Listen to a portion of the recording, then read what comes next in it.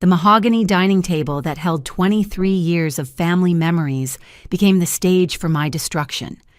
Sarah's manicured fingers drummed against the wood as she declared I was a burden who ruined everything. Dad swirled his Merlot with that familiar, satisfied grin.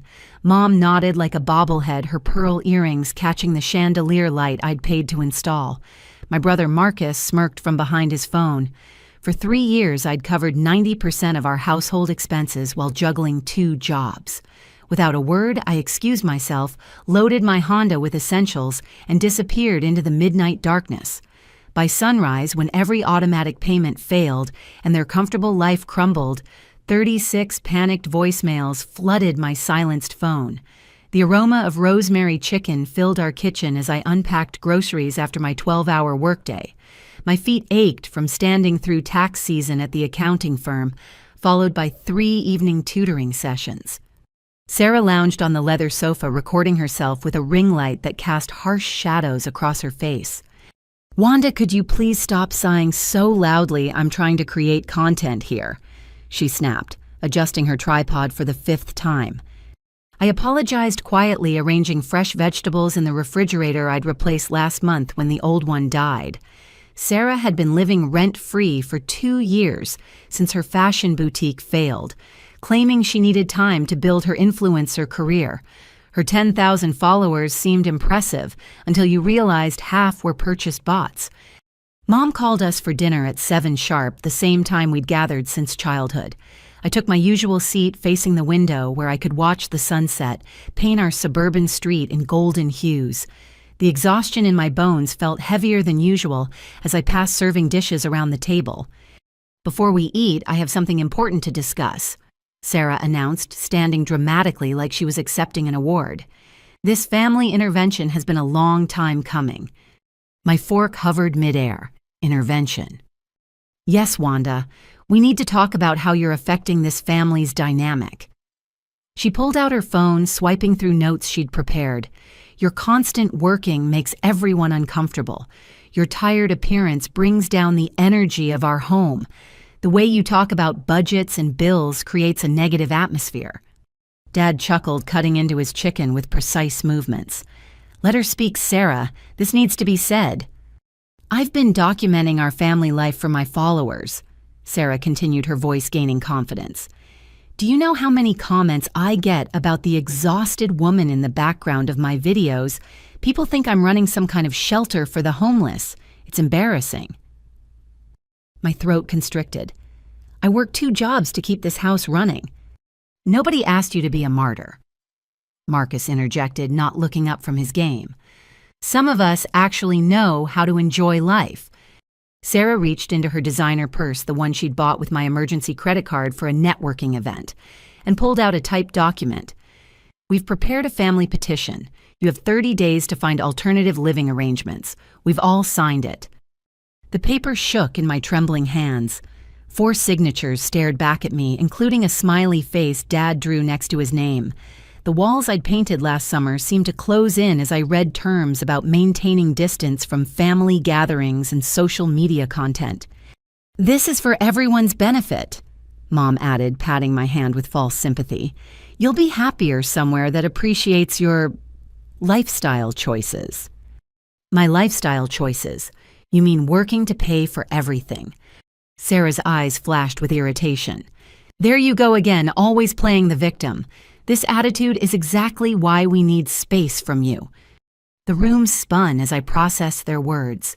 3 years of sacrifice, countless overtime hours, skipped meals to ensure they had enough, and this was my reward. The mahogany table I'd refinished with my own hands became a judge's bench, where I'd been sentenced to exile. What I didn't know then was the depth of Sarah's deception. While I sat there feeling my world shatter like dropped china, she had already posted a video to her followers. In it, she tearfully explained how she'd been financially supporting her struggling sister, who refused to find proper work. The donation links in her bio had generated over $3,000 from sympathetic viewers who believed her fabricated story of family sacrifice. The rosemary chicken turned to ash in my mouth as I realized the truth. This wasn't just rejection. It was a calculated betrayal designed to free them from the embarrassment of my existence while profiting from my pain. The grandfather clock in the hallway chimed 8 times as Sarah scrolled through her phone, apparently finished with destroying my world. I pushed food around my plate, trying to process how my own family could ambush me with such cruelty. Then Marcus cleared his throat, setting down his game controller with unusual purpose. "Since we're being honest here, I should mention I need your room," he said, stretching lazily. "I'm starting a streaming career, and that space has the best lighting. Plus, the closet is perfect for storing my equipment." "You dropped out of college 6 months ago," I said numbly. "You told me you were taking a gap year to find yourself." "I found myself," he grinned. "I'm going to be the next big gaming influencer, but I can't do it properly with you walking through my shots every morning, rushing off to your corporate prison." Mom refilled everyone's wine glass except mine, a subtle exclusion I'd grown accustomed to over the years. "We've actually been discussing this as a family for quite some time, sweetheart. Your presence here has become suffocating." Suffocating. The word tasted bitter. "I buy all the groceries. I pay the utilities. I fixed the roof leak last month with my bonus money." Dad set down his glass with deliberate precision. "And you never let us forget it. Do you always mentioning money, always making us feel small? A real family member would help without keeping score." "I don't keep score." I protested weakly, though the receipts organized in my filing cabinet told a different story. I'd started documenting expenses after Dad borrowed $5,000 for a business venture that never materialized. "The neighbors think you're unemployed." Dad continued swirling his wine thoughtfully. "When they ask about you, I tell them you're between jobs. It's less embarrassing than admitting my daughter thinks she's too good for family time because she's always working." "You tell people I'm unemployed." My voice cracked. "I have 2 jobs. I'm a senior accountant. I tutor kids in math every evening." "Details." He waved dismissively. "The point is, your workaholic nature reflects poorly on our family reputation. The Hendersons think we're struggling financially because you're always dressed like you shop at discount stores." "I shop at discount stores to save money for our expenses." Sarah laughed a tinkling sound that grated my nerves.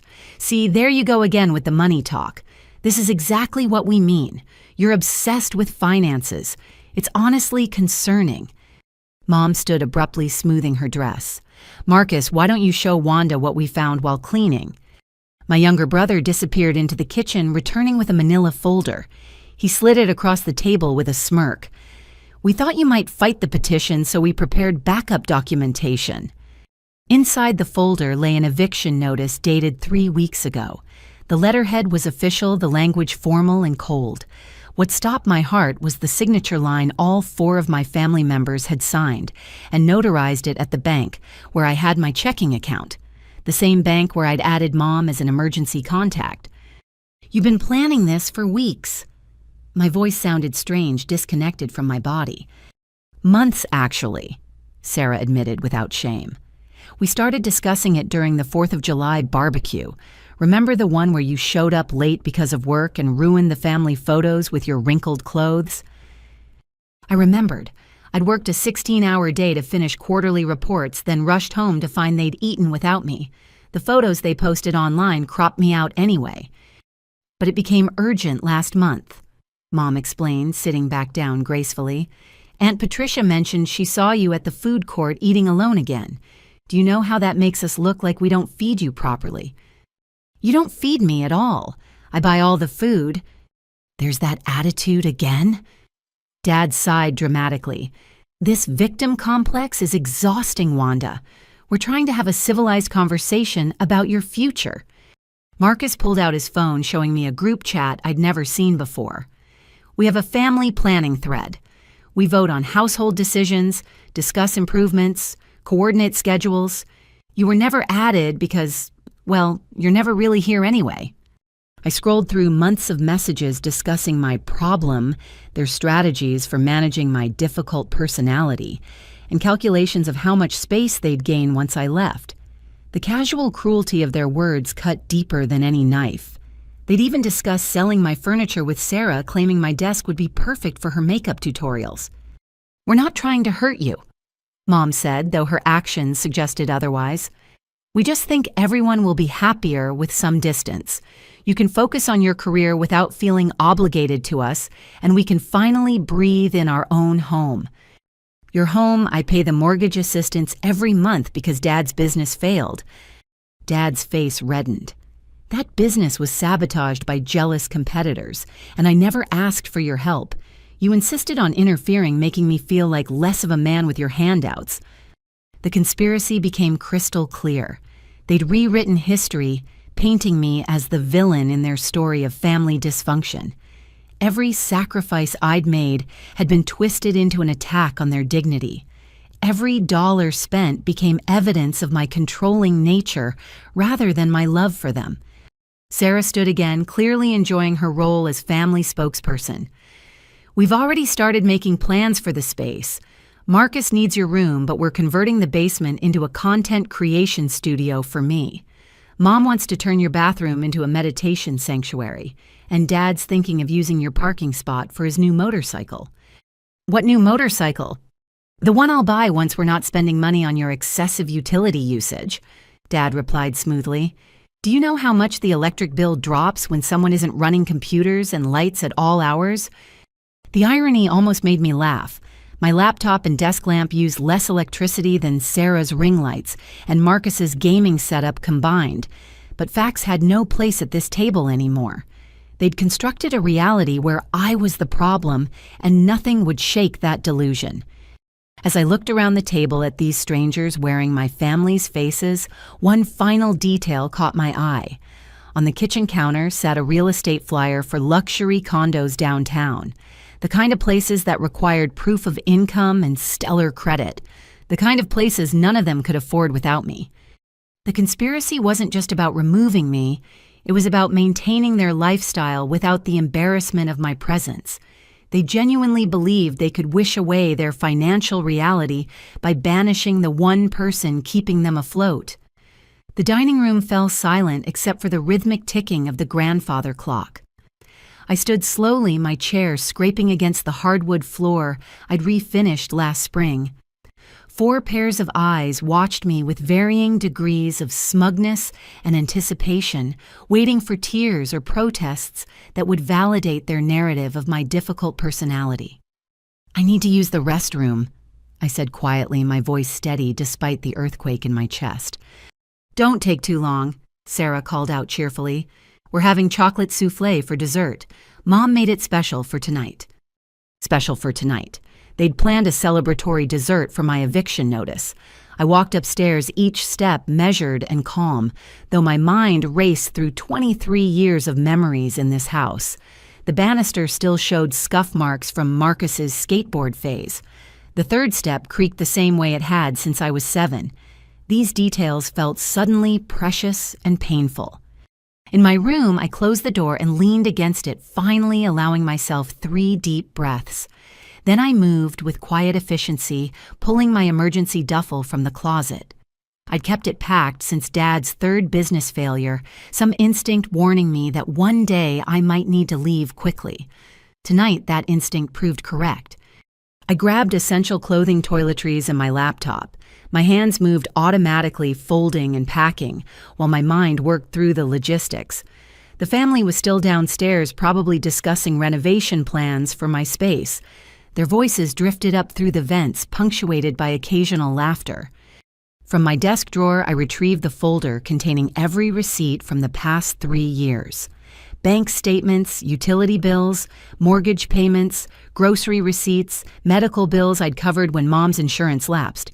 The documentation of my financial abuse filled 2 manila envelopes. I kept everything initially for tax purposes, but now these papers would serve a different purpose. My phone buzzed with a notification from our banking app, an automatic payment reminder for tomorrow's electricity bill, then another for the internet service, then the water bill.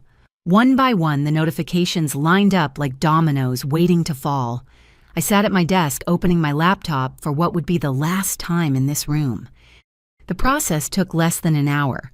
I methodically removed my name from every utility account, canceled all automatic payments, and transferred the remaining balance to my personal savings account at a different bank. Each click felt like cutting an invisible cord that had bound me to this house and these people who saw me as nothing more than a walking ATM.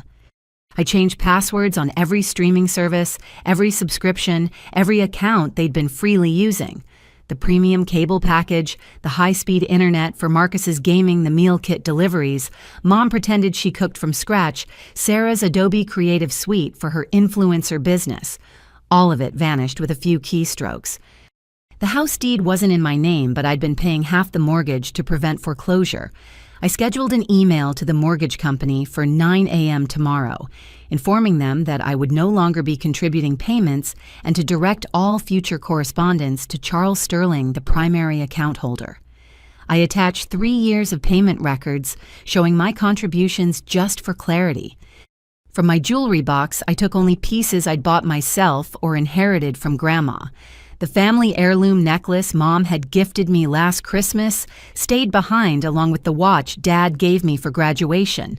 They could pawn those for grocery money. I heard footsteps on the stairs and quickly finished packing.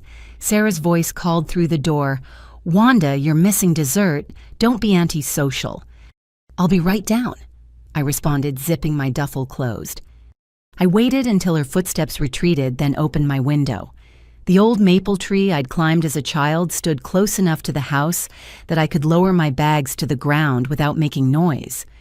Years of sneaking out as a teenager had taught me which branches would hold weight without creaking. With my bags safely on the lawn, I took one last look around my room. The walls still displayed photos from happier times before money troubles and resentment poisoned our family well. I left them hanging there, ghosts of relationships that had died long before tonight's dinner. Downstairs, I could hear them serving dessert. Dad was telling one of his stories about almost closing a big deal, the same fiction he'd been spinning for 5 years. I crept down the back stairs, the ones that led directly to the garage. My Honda Civic sat in its usual spot, reliable and paid off, unlike Dad's leased Mercedes that I'd been covering payments on. I loaded my bags into the trunk, then remembered one crucial detail. The spare key to the house hung on my keychain. I removed it and left it on the workbench along with the garage door opener. Let them figure out their own access moving forward. The garage door would make too much noise, so I put the car in neutral and pushed it backward down the driveway. Our house sat on a slight decline, making it easy to roll silently onto the street. Only when I reached the stop sign did I start the engine, the sound seeming impossibly loud in the quiet neighborhood. As I drove away, I didn't look back at the 2-story colonial where I'd spent my entire life. The rearview mirror reflected only darkness and the faint glow of dining room windows, where my family enjoyed their special dessert, blissfully unaware that their comfortable life would end in approximately 9 hours. I pulled into a Hampton Inn 15 miles away using my personal credit card for the first time in years, without calculating whether the family needed that money for something else. The desk clerk smiled warmly as she handed me a room key, and I realized it was the first genuine kindness I'd experienced all day. In my hotel room, I finally allowed myself to check my phone.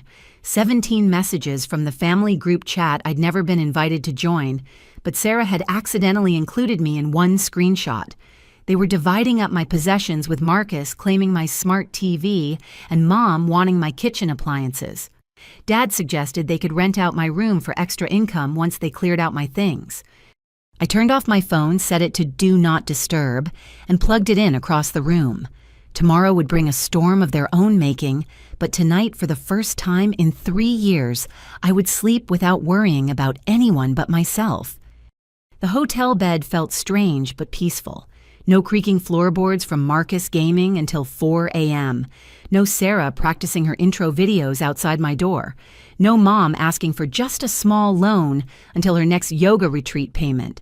No Dad stumbling home from another failed networking event reeking of whiskey and disappointment. Just silence. Beautiful, expensive silence that I could finally afford. The Hampton Inn's blackout curtains worked perfectly, keeping my room in peaceful darkness until my alarm chimed at 7 a.m. For the first time in 3 years, I'd slept 8 uninterrupted hours without anxiety dreams about overdue bills or family emergencies. I stretched luxuriously in the king-sized bed, a simple pleasure I'd denied myself for too long. My phone showed 53 missed calls and 97 unread messages. I scrolled through them while sipping complimentary coffee, watching the timestamps tell a story of escalating panic. The first message came at 5:43 a.m. from Dad. "Very funny, Wanda, turn the power back on." By 6 a.m., the tone had shifted. "Mom, the hot water isn't working. Call the utility company immediately." Marcus at 6:15. "My gaming subscriptions are all canceled. What did you do?" Sarah's messages started at 6:32. "My live stream cut off in the middle of my morning routine. I'm losing followers. This is sabotage." I set my phone aside and enjoyed a proper breakfast in the hotel lobby. Fresh fruit, scrambled eggs, whole wheat toast with real butter. Not the generic cereal I usually grabbed while rushing to work. An elderly couple at the next table smiled and wished me good morning. Normal human kindness felt foreign after years of family criticism. Back in my room, I opened my laptop to check my bank accounts. All the automatic payments had been successfully canceled. The family's various subscriptions would have attempted to renew overnight, finding no valid payment method. I imagined their morning routine collapsing like a house of cards. My phone rang again. This time it was Jessica, my best friend, and the only person who knew about my escape plan. Her laughter bubbled through the speaker before she even said hello. "Girl, your sister is having a complete meltdown on Instagram. She's posting stories about being victimized by family betrayal. The comments are not going her way." "What do you mean?" "People are asking why a successful influencer needs her sister to pay for her internet. Someone did the math on her subscriber count versus her lifestyle. The facade is cracking." I pulled up Sarah's Instagram on my laptop.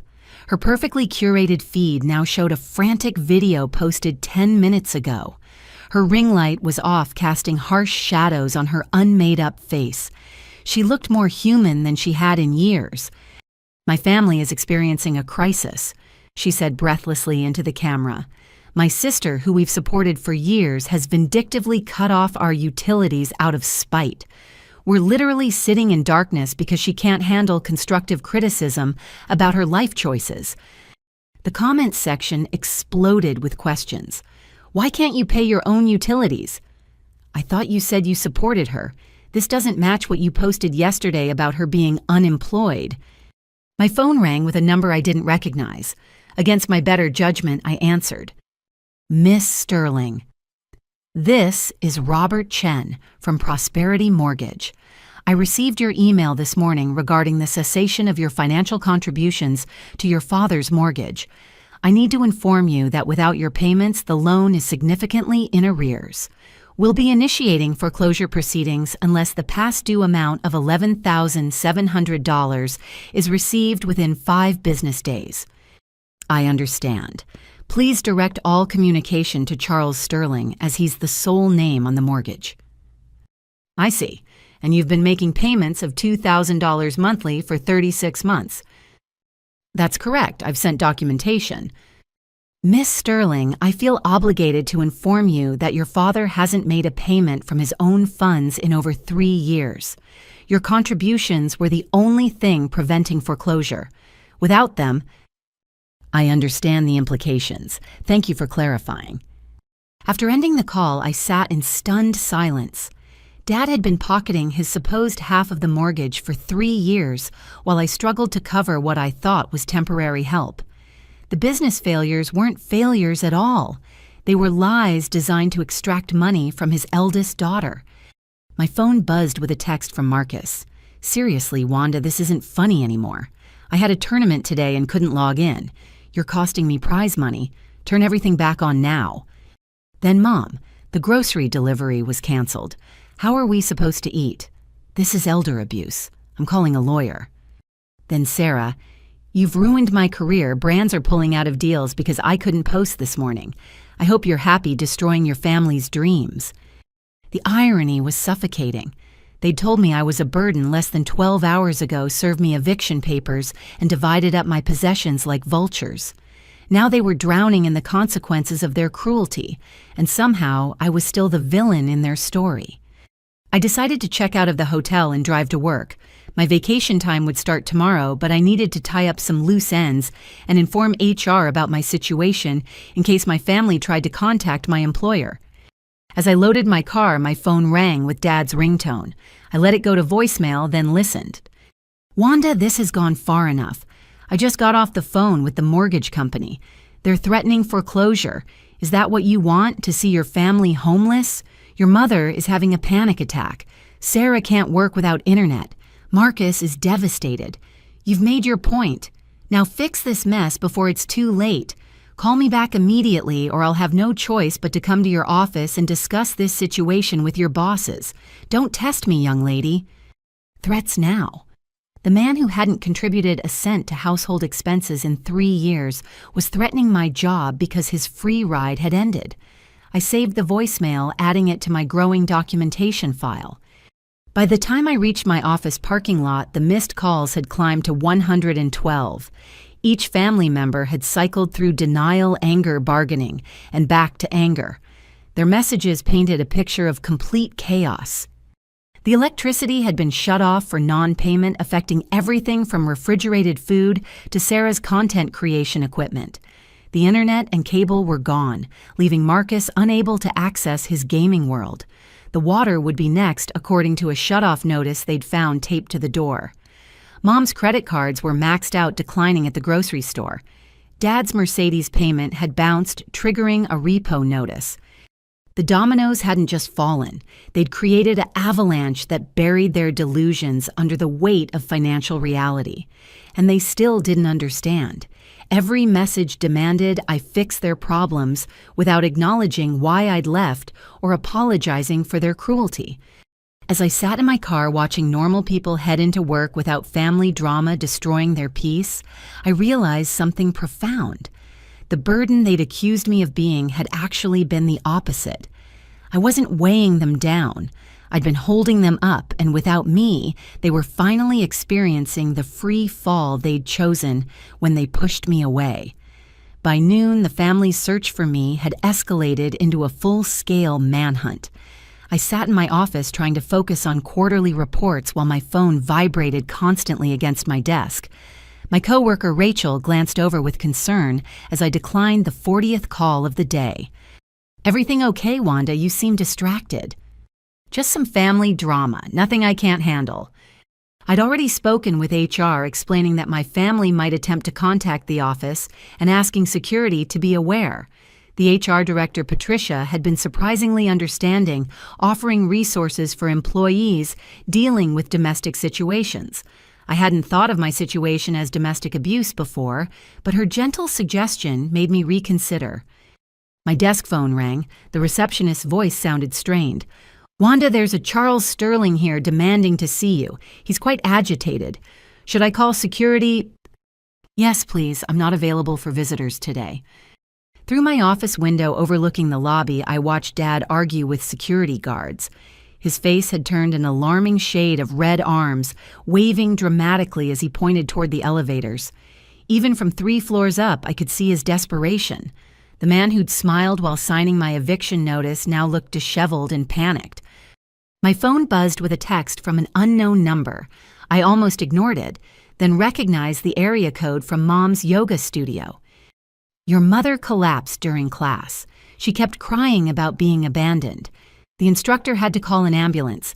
Are you really going to let your pride kill your mother? Janet from Inner Peace Yoga." I knew Janet. She'd been Mom's enabler for years, lending her money and believing every sob story. I typed back carefully. "Please have the hospital bill her insurance directly. She's covered under Dad's policy." 3 dots appeared immediately. "Your father's insurance was canceled for non-payment. Your mother has no coverage." My hands stilled on the keyboard. I'd been paying Dad's insurance premiums too, adding them to my monthly contributions without question. Another lie. Another theft. How many of my payments had he pocketed while claiming poverty? Jessica called during my lunch break. "You need to see what's happening on social media. Your sister is having a complete breakdown." I pulled up Sarah's Instagram Live. She sat in their dark living room using her phone's flashlight for illumination. Her usually perfect makeup was smeared and her hair hung limp around her face. The viewer count showed over 3,000 people watching her unravel in real time. "I've worked so hard to build this platform," she sobbed into the camera, "and my own sister, out of pure jealousy, has destroyed everything. We took her in when nobody else would. We fed her, clothed her, gave her purpose, and this is how she repays our kindness." The comments scrolled rapidly. "Wait, didn't you post yesterday that she was unemployed? Why is your power off if you're successful? This doesn't add up, sis. Girl, pay your own bills. Team Wanda, honestly." Sarah's face crumbled as she read the comments. "You don't understand, she's manipulative. She turned off our utilities knowing I had brand deals depending on daily content. She's trying to ruin me." A verified account with a blue checkmark commented, "This is Stylebox Beauty. We're terminating our partnership effective immediately. This behavior is not aligned with our values." Sarah's scream could probably be heard throughout the neighborhood. She threw her phone and the live stream ended abruptly. Within minutes, the recording was being shared across platforms with captions like, "Influencer meltdown" and "When the scam falls apart." My desk phone rang again. This time it was building security. "Miss Sterling, we've had to escort your father off the premises. He'll be formally trespassed if he returns. Also, your mother is now in the lobby demanding to speak with you." Is she actually ill or injured? She appears to be perfectly healthy, just dramatic. She's telling everyone you're holding her hostage financially. Please have her removed as well. Thank you for your patience with this situation. I turned back to my computer to find an email from Marcus. "Wanda, I know we said some harsh things last night, but family is family. I've lost 3 sponsorship opportunities today because I couldn't stream. My followers are moving to other channels. This is my career you're destroying. I'll apologize if that's what you want. I'll even pay rent once I start making money. Just please turn the internet back on. You're ruining my life over one bad dinner conversation. Your brother who loves you despite everything, Marcus." The manipulation was almost impressive. No acknowledgement of the months of planning the eviction notice or the fact that he'd never contributed a penny while living rent-free for 30 years. Just more demands wrapped in conditional affection. Jessica texted with an update. "Your mom just called me crying. She asked if you're staying with me. I told her I haven't seen you in weeks and that maybe she should have thought about this before serving you eviction papers. She hung up on me." Then another text. "Your dad is now at your old tutoring center demanding they give him your new contact information. The director called me because you listed me as an emergency contact. She's threatening to call the police if he doesn't leave." The tutoring center where I spent my evenings helping struggling students with math, where I'd built relationships with families who appreciated my dedication. Now Dad was there contaminating that space with his entitlement and rage. My phone rang with another unknown number.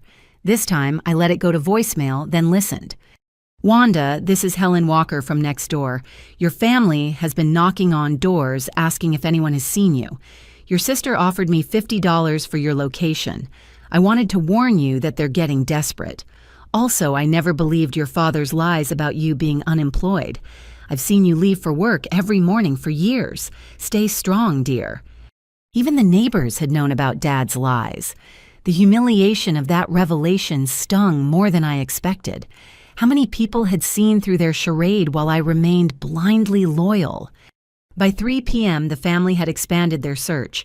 Marcus posted on gaming forums asking if anyone knew alternative contact methods for his sister. Mom called every extended family member with increasingly dramatic versions of events. Dad attempted to access my bank accounts, triggering fraud alerts that locked him out completely. But it was Sarah who delivered the most revealing moment.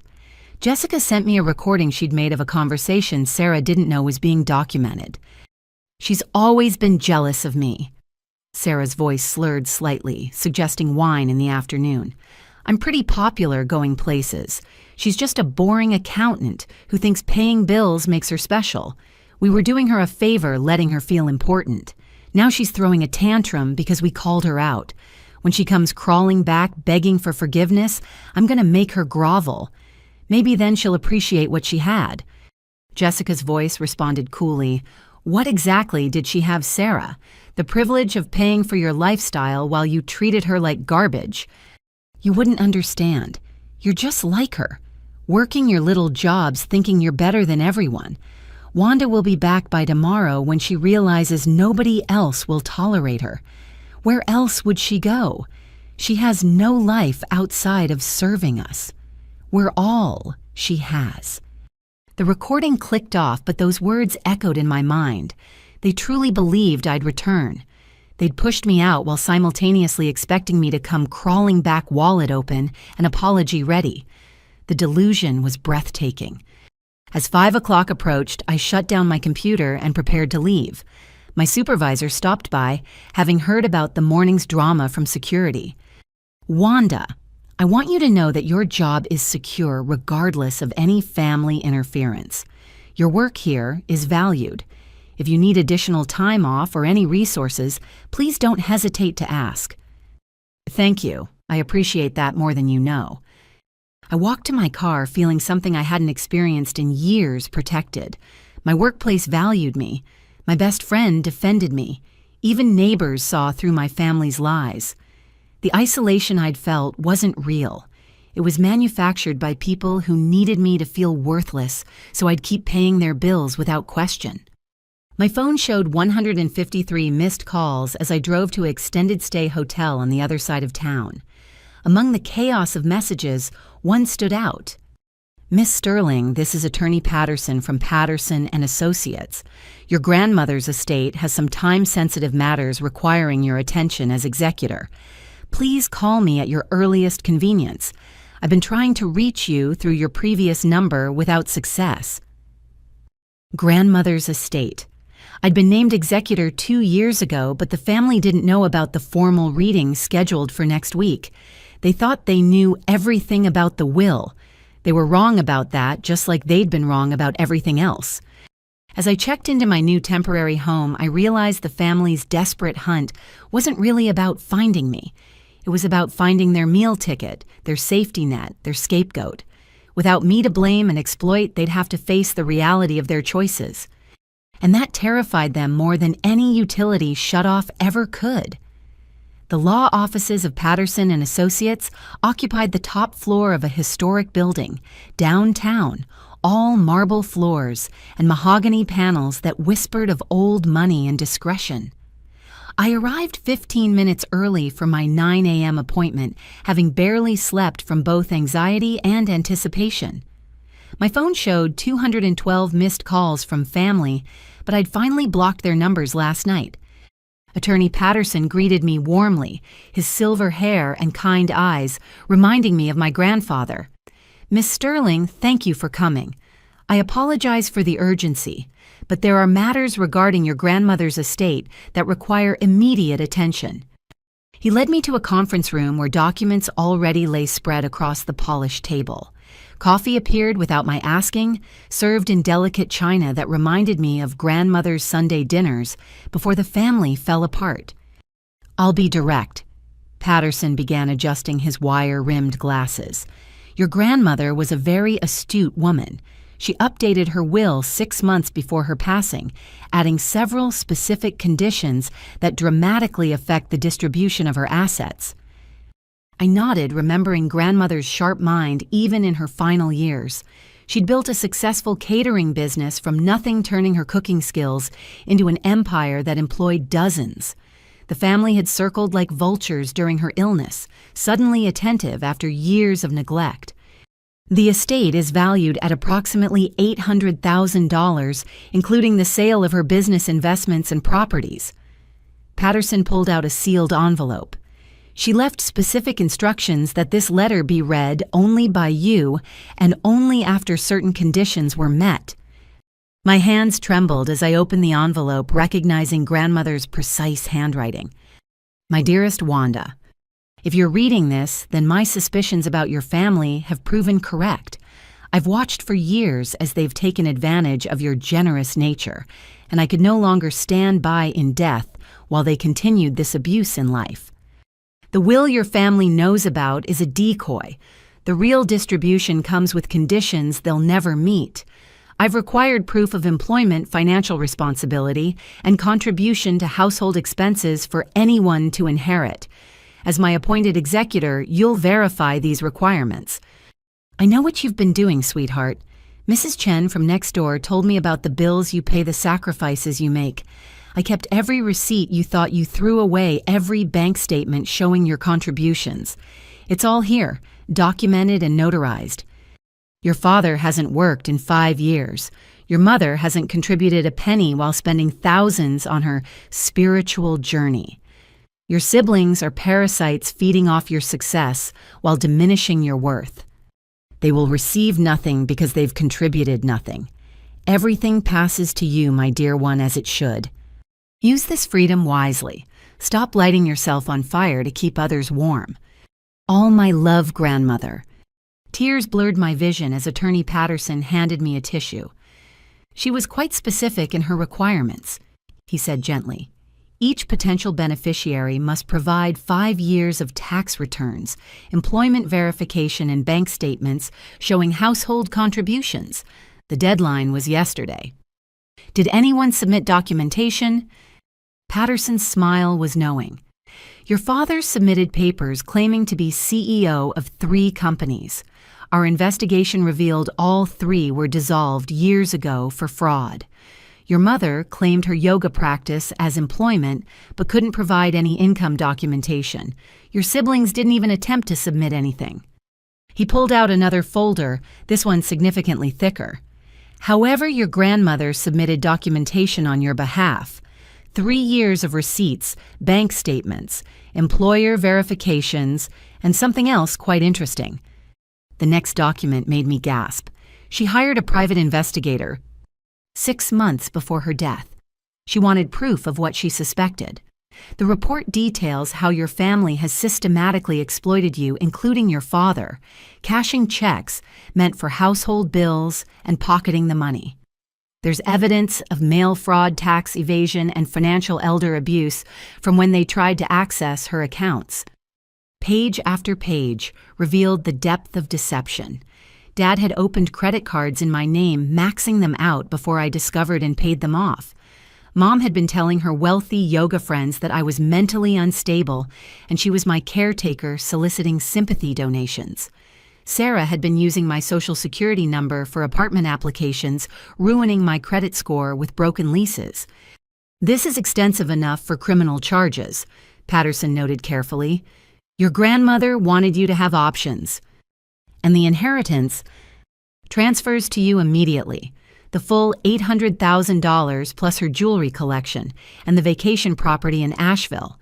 Your family has been sent formal letters informing them they don't meet the requirements for inheritance. They're welcome to contest, but given this evidence, I thought about the frantic messages from this morning. Dad's voicemail at 6 a.m. The lawyers say we don't get anything. This is your doing. Fix this now. Mom's text. How could you steal from your own family? Sarah's Instagram story already deleted but screenshot by vigilant followers. Finding out your sister manipulated a dying woman into cutting out her own family. Evil exists. There's one more thing, Patterson said, pulling out a final envelope. Your grandmother owned the house your family lives in. She'd been letting them live there rent-free, but ownership was never transferred. It's part of your inheritance now. The room spun slightly. I own their house. Free and clear. Your grandmother paid off the mortgage years ago. Your father's been collecting your mortgage assistance for a loan that doesn't exist. The magnitude of his deception hit like a physical blow. 3 years of $2,000 monthly payments for a non-existent mortgage. $72,000 stolen while I worked myself to exhaustion. And they'd had the audacity to call me a burden. What are my options regarding the house? Patterson leaned back thoughtfully. As owner, you can evict them with proper notice, sell the property, or continue allowing them to live there under whatever terms you set.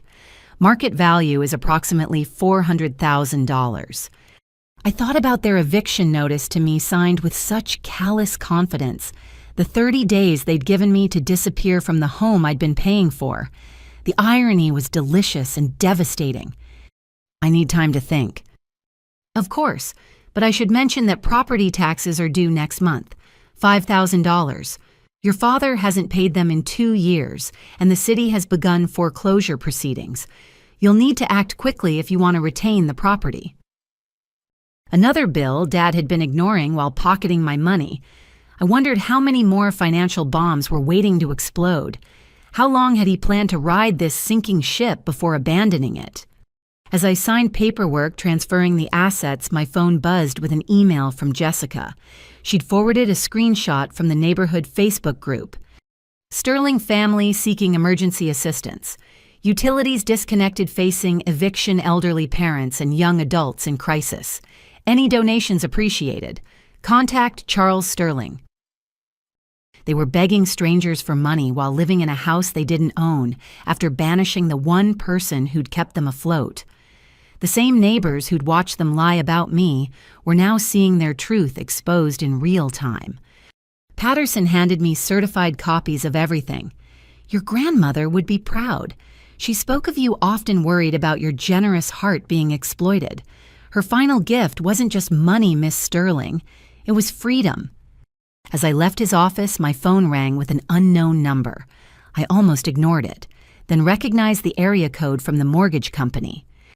Miss Sterling. This is Robert Chen again. I'm calling to inform you that we've received a rather aggressive call from your father demanding to know why we contacted you. He's claiming identity theft and threatening legal action. Given what you've shared about ceasing payments, I wanted to alert you to his behavior. Thank you, Mr. Chen. My attorney will be in touch regarding the fraudulent mortgage situation.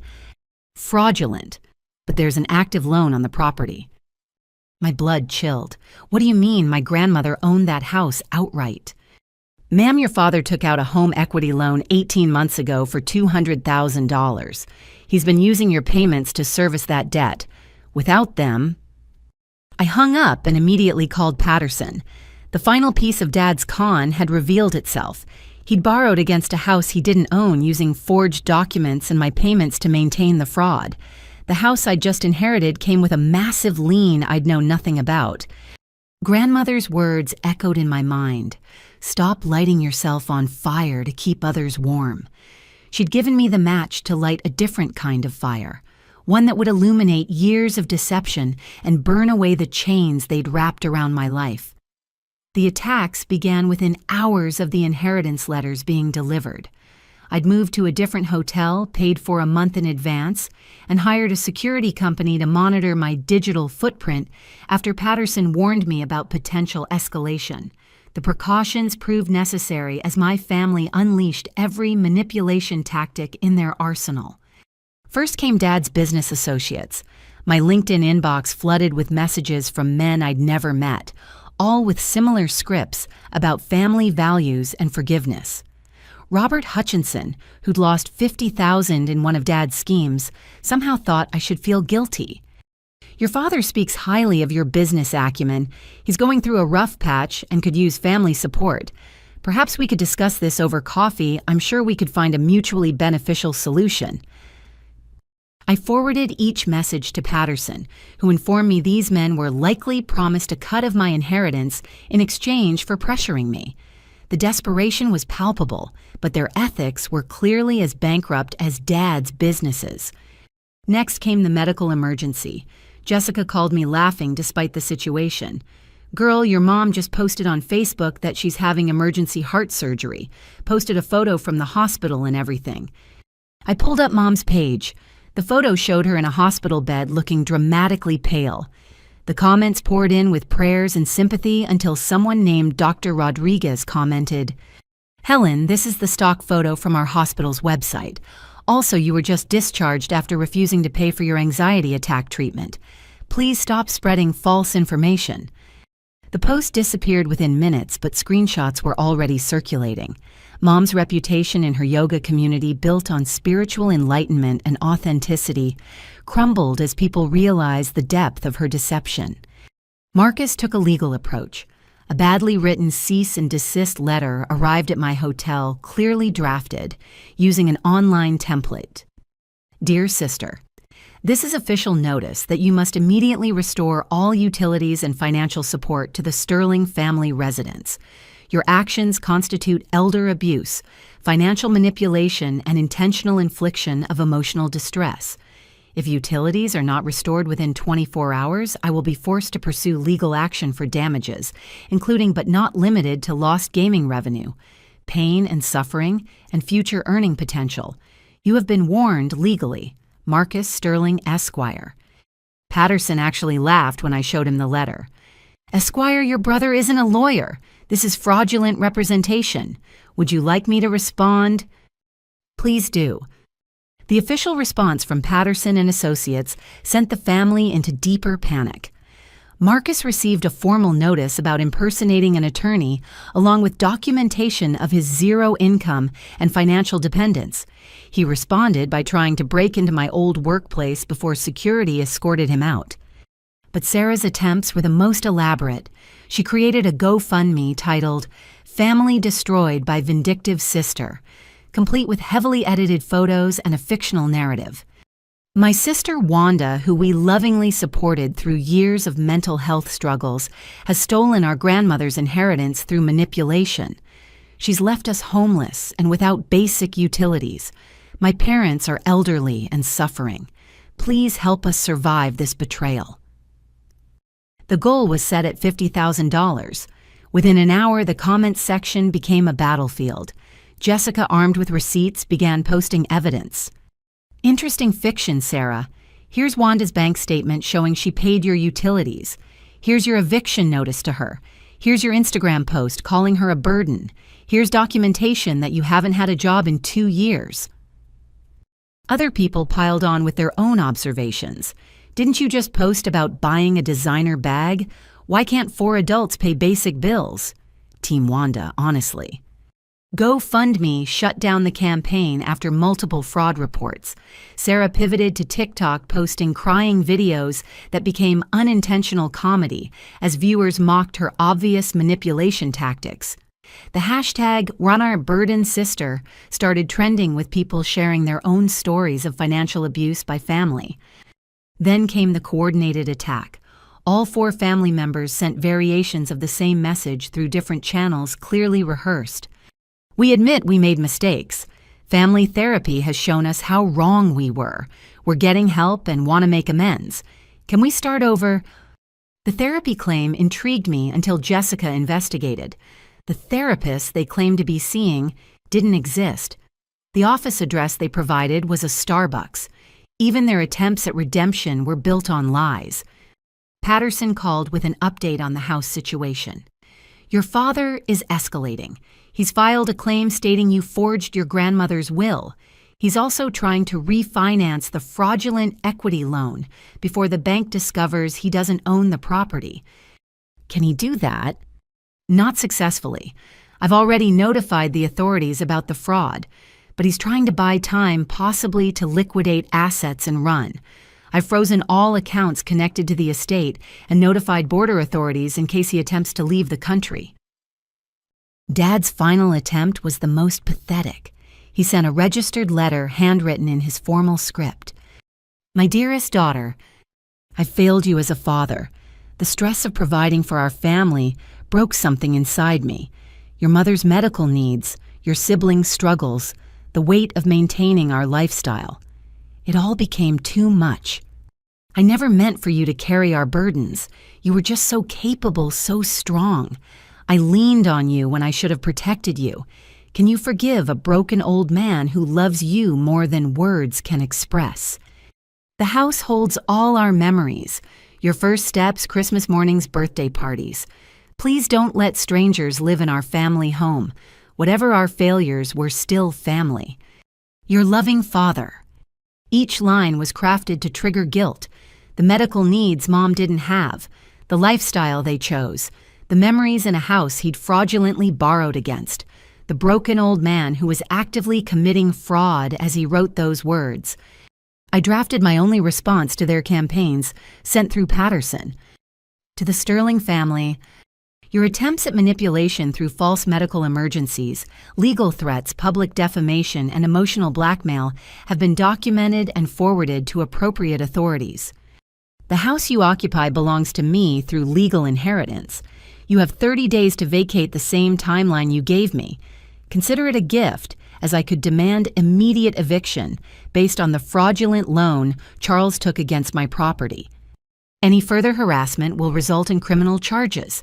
The evidence of financial abuse, mail fraud, identity theft, and elder abuse is comprehensive and damning. I wish you the growth that comes from facing consequences. Wanda Sterling. The response was immediate and volcanic. Dad's voicemail screamed about ungrateful children and promises to destroy me. Mom sent dozens of texts alternating between suicide threats and promises of curses from her yoga guru. Marcus posted my personal information on gaming forums encouraging harassment. Sarah created multiple fake accounts to spam my social media with vitriol. Each action was documented, filed, and forwarded to build the restraining order case. They were so focused on breaking me that they didn't realize they were building my case with every unhinged message. As I sat in my hotel room reviewing the day's chaos with a glass of wine that I could finally afford, I felt something shift. Their manipulation tactics, once so effective at triggering guilt and compliance, now seemed transparent and desperate. The fog of obligation that had clouded my judgment for years finally lifted. They weren't a family grieving the loss of a loved one. They were con artists panicking as their mark slipped away. And for the first time in my life, I was completely comfortable with that truth. The court of public opinion delivered its verdict swiftly and without mercy. What started as Sarah's desperate attempts to control the narrative transformed into a viral case study of entitled family dynamics that captivated social media. I watched the disaster unfold from my hotel room, alternating between horror and vindication as strangers dissected my family's behavior with surgical precision. Jessica had become my unofficial social media manager, keeping me informed while shielding me from direct exposure. She called that Tuesday morning barely containing her excitement. "Wanda, you need to see this. Someone created a TikTok breaking down Sarah's GoFundMe with a forensic accountant's precision. It has 3 million views." The video featured a young woman with spreadsheets visible on her computer screen. "Let's talk about financial abuse and the Don Your Burden Sister saga," she began. "I've analyzed 3 years of this influencer's posts and the math isn't mathing." She proceeded to catalog every luxury purchase Sarah had flaunted, every vacation taken, every designer item shown off, contrasting it with claims of poverty and dependence. The creator estimated Sarah had spent at least $60,000 on non-essentials, while claiming her sister left them destitute. Based on the timeline, this family received approximately $7,000 monthly in support from the sister they called a burden. That's $84,000 annually, tax-free, and they had the audacity to serve her eviction papers. The comment section exploded with similar stories. Thousands shared experiences of being the family ATM of siblings who felt entitled to their success, of parents who manipulated through guilt. The hashtag #JourBurdenSister evolved into Dorn Burdens Unite, creating an unexpected support community. Sarah attempted damage control with a response video. Sitting in what appeared to be Mom's yoga room, she spoke tearfully about mental health struggles and family complexity. The performance might have worked if viewers hadn't noticed the designer bags visible in the background, the professional lighting equipment she claimed not to own, and the obvious editing cuts where she'd rehearsed responses. "My truth is being twisted," she insisted. "Yes, Wanda helped with some bills, but we gave her a home, love, and support worth more than money. You can't put a price on family."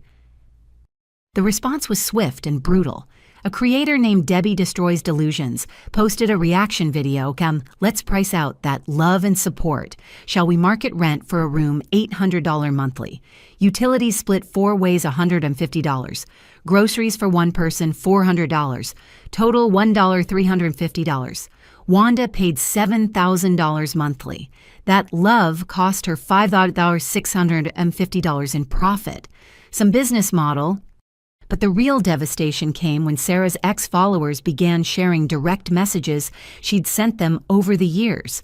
Screenshots flooded Twitter, showing Sarah borrowing money from fans, always with promises of repayment once her difficult family situation resolved. The amounts were small individually, but added up to thousands in unpaid loans from people who could barely afford their own bills. Dad's professional reputation crumbled simultaneously. A LinkedIn post from a former business partner gained traction.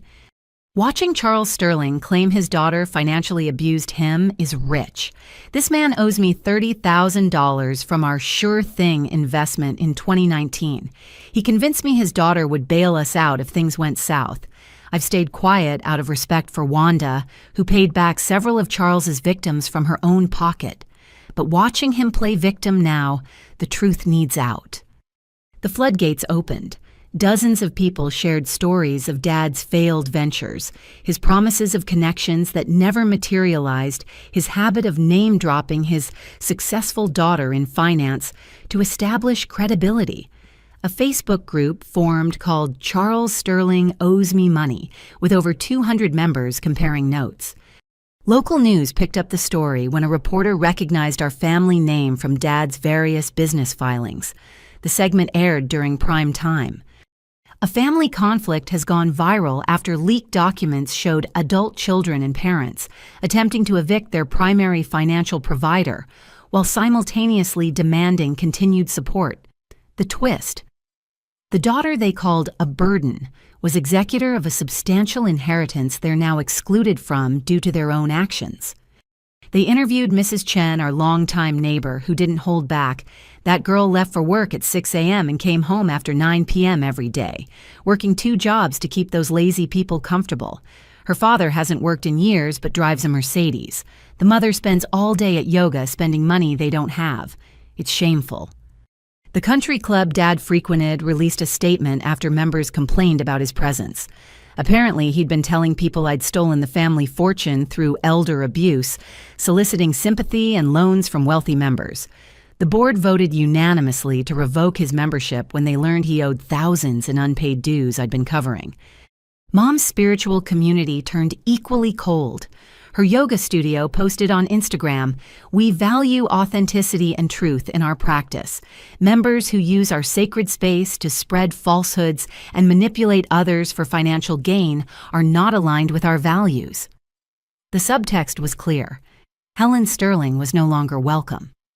Marcus faced his own reckoning in the gaming community.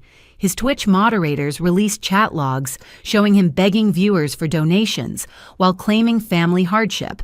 When confronted about living rent-free while his sister worked multiple jobs, he'd banned anyone who questioned his narrative. His subscriber count plummeted from 5,000 to under 300 in a week. The crescendo came when a local news crew attempted to interview the family at the house. The footage, though brief, became instantly memeable. Dad answered the door in a bathrobe at 2 p.m. looking disheveled. Mom screaming from inside about persecution could be heard clearly. Marcus was visible in the background in his underwear gaming headset still on. Sarah tried to salvage the moment by coming to the door in full makeup, but her practiced smile faltered when the reporter asked, "How do you respond to allegations of financial exploitation?" "No comment," she said, slamming the door, but cameras caught her through the window moments later having a complete meltdown. The story reached Reddit's front page under the title, "Family Discovers Consequences." Internet detectives compiled a comprehensive timeline using social media posts, public records, and the leaked eviction notice. The document, dubbed the Burden Sister Bible, became required reading for anyone following the saga. My personal favorite was a TikTok creator who specialized in reading legal documents dramatically. Her interpretation of the eviction, "Notice my family had served me," complete with costume changes for each family member, garnered 10 million views. "You have 30 days to vacate the premises," she read in a pompous voice meant to represent Dad. "Your negative energy is affecting our chakras," she continued in Mom's character. The performance was devastating in its accuracy. Sarah made one final attempt to control the narrative with a Notes app apology. I've taken time to reflect on my actions and realize I've hurt someone I love. Social media twisted our family dynamic into something ugly. I'm stepping back from influence culture to focus on healing and growth. Please respect our privacy during this difficult time. The response was predictable. Now she wants privacy after putting her sister on blast. Stepping back from influence culture, nobody will work with her anymore. Healing and growth. Looking for a job for the first time in her life. Patterson called with an update. The public pressure is working in our favor. Your father's attempts to refinance the fraudulent loan have been rejected. No institution will touch him now. The house situation should resolve smoothly. As I scrolled through the endless commentary about my family, I felt a strange mix of emotions. The public humiliation was severe but self-inflicted. They'd chosen to make this public to weaponize social media against me. They'd simply never expected the weapon to turn in their hands.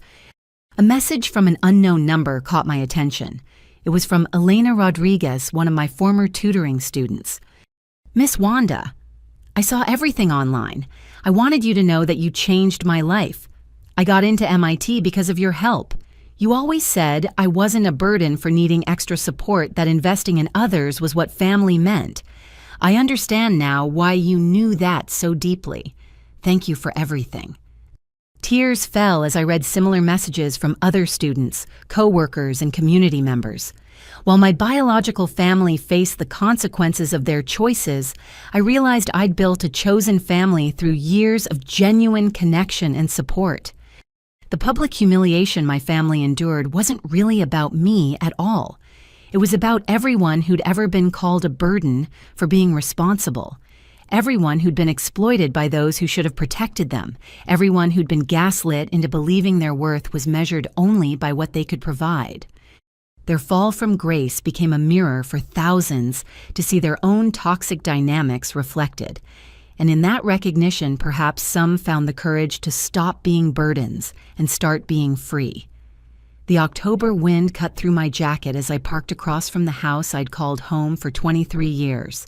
Patterson had insisted I accompany the bank representatives and sheriff's deputies for the formal proceedings, though I'd rather have been anywhere else.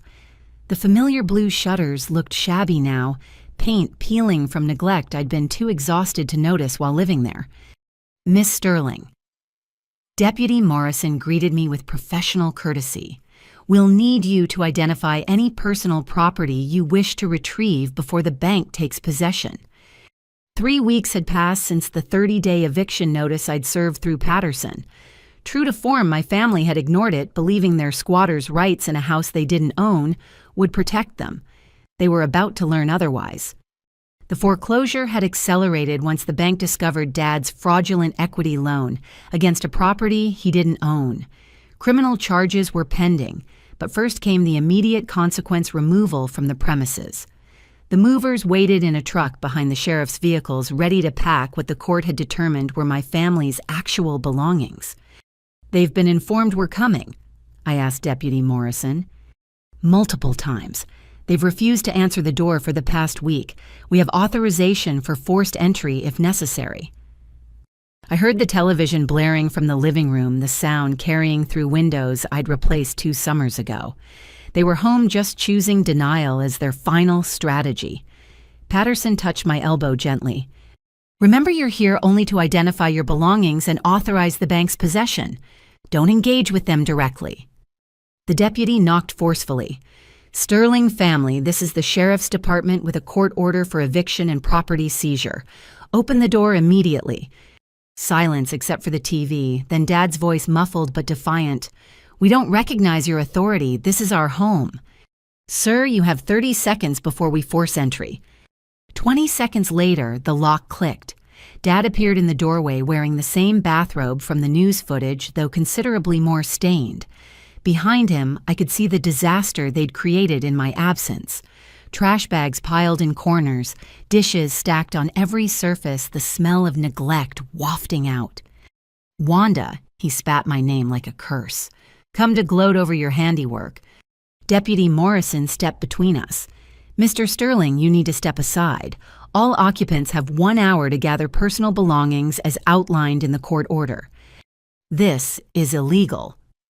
Mom appeared, her usually perfect hair matted and gray roots showing. "We have rights. My guru says possession is 9/10 of the law."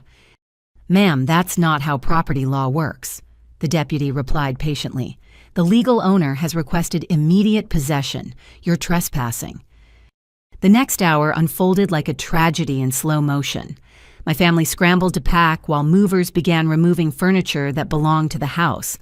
I walked through with a clipboard identifying items that were genuinely theirs versus what came with the property or what I'd purchased.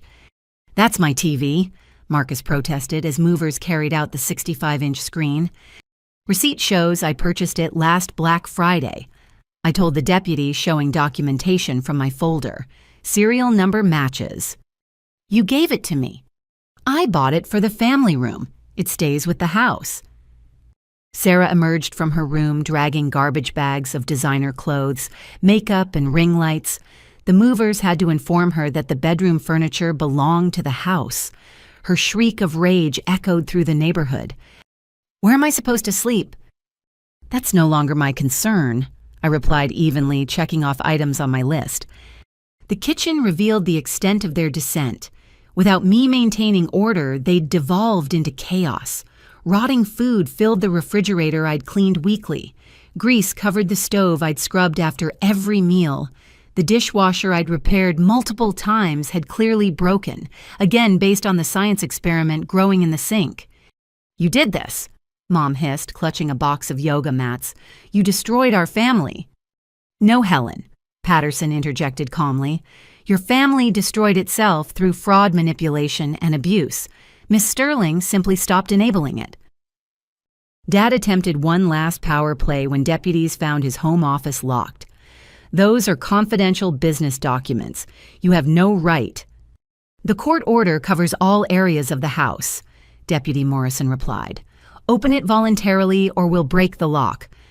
Dad complied with shaking hands.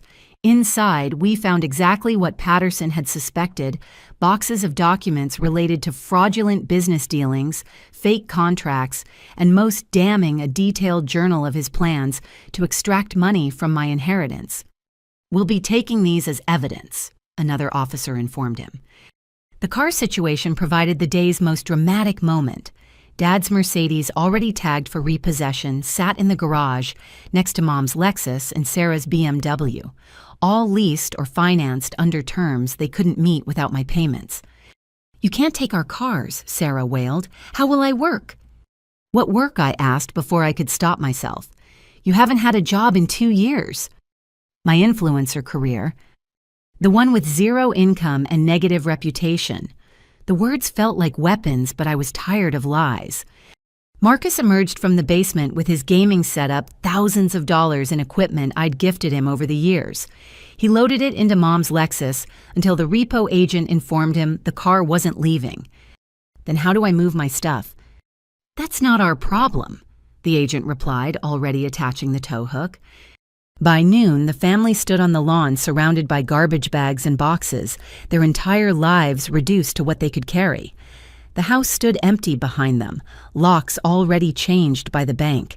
Neighbors gathered on porches and sidewalks, some filming, others just staring at the family who'd lorded their false success over everyone. Mrs. Chen approached me quietly. "Your grandmother would be proud. She told me once that enabling isn't love, it's comfortable cruelty. You stopped being comfortable." Dad made one final scene as the reality hit. "Where are we supposed to go? We have nothing." "You have each other," I replied. "Isn't that worth more than money? That's what you told me when you served my eviction notice." "This is different. We're family." "No," I said firmly. "Family doesn't treat each other the way you treated me. Family doesn't steal, lie, manipulate, and destroy. You're just people who share DNA and a talent for exploitation." Helen's sister arrived in a minivan, disgust evident as she surveyed the wreckage. "I have room in my basement, 1 month only, and you'll pay rent." "With what money?" Mom wailed. "Get jobs like everyone else," her sister snapped. "And Charles, if you try any of your schemes in my home, you'll be on the street that night." As they loaded their possessions into the van, I noticed what was missing. No photos of family memories, no sentimental items, nothing that suggested love or connection. Just material goods and electronics, the things they'd valued more than relationships. Sarah posted one last Instagram story from her phone. "Lost everything today. Remember that family can be your biggest enemy. Trust no one." The comments roasted her immediately, but she'd lost too many followers to trend. Patterson and I did a final walkthrough. The house felt lighter, somehow freed from the toxic energy that had poisoned its walls. I wouldn't live here again. Too many painful memories embedded in every room. But cleaned and staged, it would make someone else a lovely home. "The bank will handle the sale," Patterson explained. "After settling the fraudulent loan and fees, you should clear about $200,000. Combined with your inheritance, you're financially secure."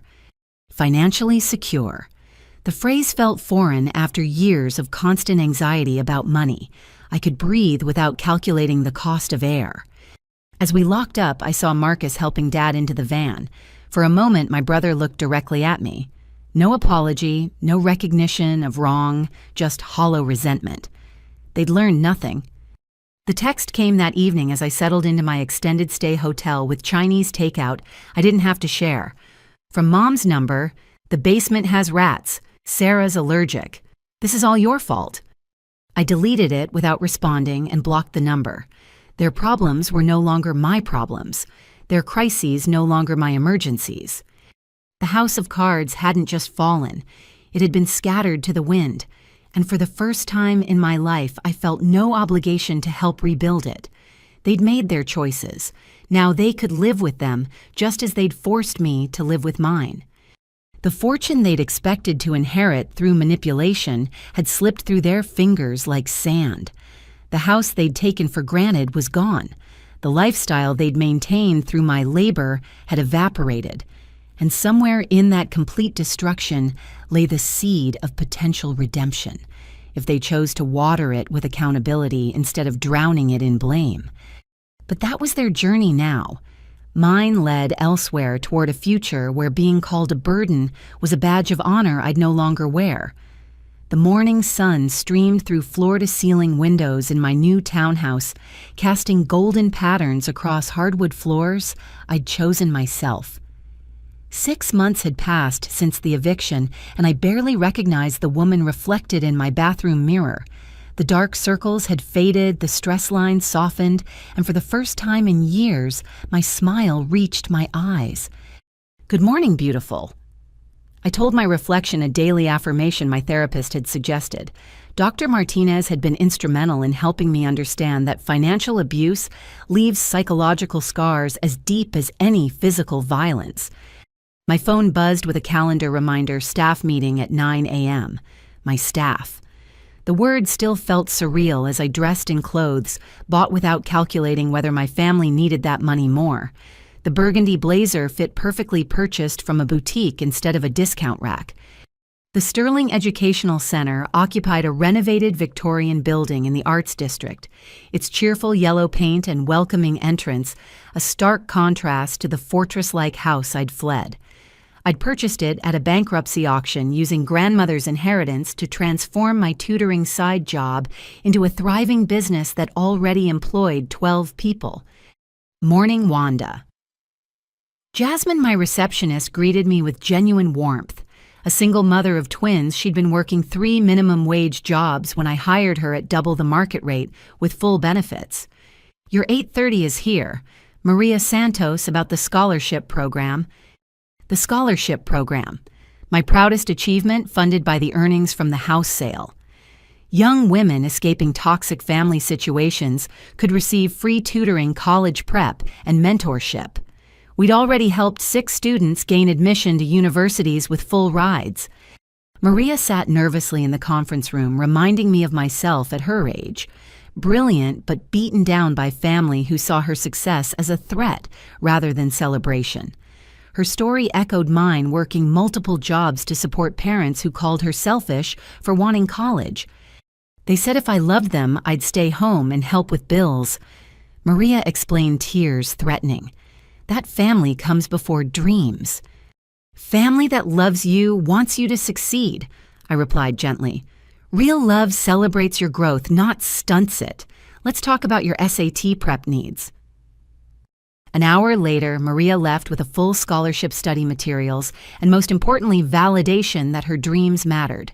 Watching her transformation from defeated to determined filled the hollow space where family approval once lived. The staff meeting buzzed with energy as we planned the summer programs. 12 employees who'd become like family through shared purpose rather than shared blood. Chen Liu, our math specialist, had fled her own controlling parents. James Thompson, our English tutor, understood dysfunctional family dynamics from years of therapy. Each brought expertise and empathy born from experience. I propose we add a financial literacy component, suggested Deanna, our newest hire. So many of these kids will be first-generation college students managing money without guidance. Excellent idea. I agreed, remembering my own fumbling with budgets while supporting 4 adults. Include lessons on identifying financial abuse and setting boundaries. After the meeting, I walked through the building with pride. The basement I'd converted into a computer lab hummed with activity. The library smelled of fresh paint and new books. The meditation room, Mom would have been appalled, provided quiet space for students overwhelmed by family pressure. My office phone rang with a familiar number. Jessica's excitement bubbled through immediately. Turn on Channel 7, right now. The news segment featured our center's success stories. 3 former students spoke eloquently about escaping poverty and abuse through education. The reporter praised our unique approach to supporting the whole student, not just their grades. The Sterling Educational Center has become a beacon for young people trapped in difficult family situations, the reporter concluded. Founder Wanda Sterling transformed her own painful experience into purpose, creating opportunities for others to break free. My email inbox filled with inquiries from potential donors and students. A foundation interested in replicating our model nationally. A tech company wanting to sponsor our computer lab. Success building upon success, each opportunity expanding our ability to help. Lunchtime brought an unexpected visitor. Thomas Patterson waited in the lobby, his smile warm with approval. I wanted to see what you've built. Your grandmother would be overjoyed. I gave him the tour, watching his eyes light up at our programs and facilities. In the meditation room, he paused thoughtfully. This building, it's the old Sterling family home, isn't it? The one from the foreclosure. I nodded. I bought it anonymously at auction. Seemed fitting to transform a place of pain into one of healing. Poetic justice, he mused. They lived here, taking from you. Now you use it to give to others. Your grandmother had a similar philosophy. Transform poison into medicine. We talked over coffee about expansion plans. Patterson's firm wanted to provide pro bono legal services for students dealing with family financial abuse. Another piece falling into place, building a network of support I desperately needed but never found. That afternoon, I interviewed candidates for our new college counselor position. One resume stopped me cold: Sarah Sterling. She's actually qualified, Chen Liu noted, reviewing the application. Master's in communications experience with social media marketing. Her cover letter seems genuine. I set the resume aside. Some bridges once burned couldn't be rebuilt with good intentions and desperate need. The center serves students escaping toxic family dynamics. Hiring someone who'd perpetuated those dynamics would betray everything we stood for. Evening found me at a fundraising gala for women entrepreneurs. 6 months ago, I'd have been serving these people food at my second job. Now I mingled as an equal, discussing business strategies and social impact with CEOs and philanthropists. Wanda Sterling. An elegant woman approached. I'm Patricia Holbrook from the Holbrook Foundation. Your story has inspired our board. We'd like to discuss a $1 million grant for your scholarship program. The number made me dizzy. $1 million. More than I'd given my family over 3 years now, offered freely for worthy purposes. I managed professional composure while my inner child screamed with joy. "That would transform hundreds of lives," I replied steadily. "When can we meet?" The drive home took me past familiar landmarks: the grocery store where Mom's credit card first declined, the bank where I discovered Dad's fraud, the yoga studio that banned her for dishonesty. Each building marked a milestone in my journey from enabler to entrepreneur. My townhouse welcomed me with warmth and peace. No one waited to demand money or berate my choices. No one guilt-tripped me for working late or spending on myself. The silence that once seemed lonely now felt like freedom. I poured a glass of wine, good wine, not the cheap stuff I used to buy while Dad drank imported whiskey, and reviewed the day's accomplishments. 23 students tutored, 3 scholarships awarded, 2 new employees hired, 1 major grant secured. The doorbell interrupted my reflection. Through the peephole, I saw a young woman holding a gift basket. Opening cautiously, I recognized her from social media, one of Sarah's former followers. "Miss Sterling, I'm Ashley Chen. I wanted to thank you personally." She offered the basket filled with teas and chocolates. "Your story gave me courage to leave my own toxic family. I start nursing school next month, fully funded. You showed me it was possible." We talked briefly on my doorstep, another soul freed by example. After she left, I added her card to my growing collection of lives touched by refusing to remain a burden. My laptop chimed with an email from Maria Santos. "Thank you for believing in me. My parents are angry, but I'm not backing down. College here, I come." Another phoenix rising from ashes of family dysfunction. Another young woman choosing her future over familial manipulation. Another victory in the quiet revolution I'd accidentally started. As midnight approached, I prepared for bed in my peaceful sanctuary. No gaming sounds through walls, no dramatic sighs from someone suffering in luxury, no knocks demanding money for manufactured emergencies. Just me building something meaningful from the ruins of what I'd escaped. The burden they'd accused me of being had transformed into a blessing for dozens of young people facing similar struggles. Tomorrow would bring new challenges, new opportunities to transform pain into purpose. But tonight I slept soundly in sheets I'd chosen, in a bed I'd bought, in a home I owned, living a life I'd built. The phoenix had risen, and she soared on wings of her own making. The December cold bit through worn jackets as the Sterling family waited for the bus that would take them to their various minimum wage jobs. 6 months of reality had carved harsh lines into faces once soft with privilege.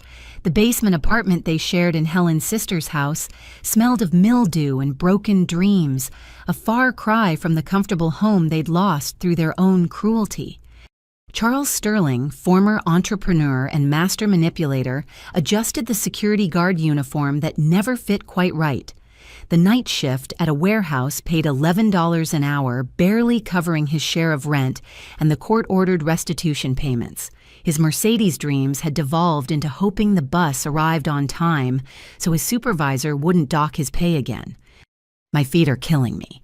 Helen whimpered, her designer shoes long soled to make rent, replaced with discount store sneakers that offered no support for 8-hour shifts, standing at a grocery register.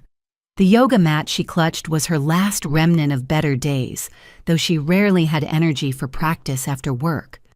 Marcus emerged from the basement pizza delivery bag in hand game controller calluses, replaced by blisters from actual labor.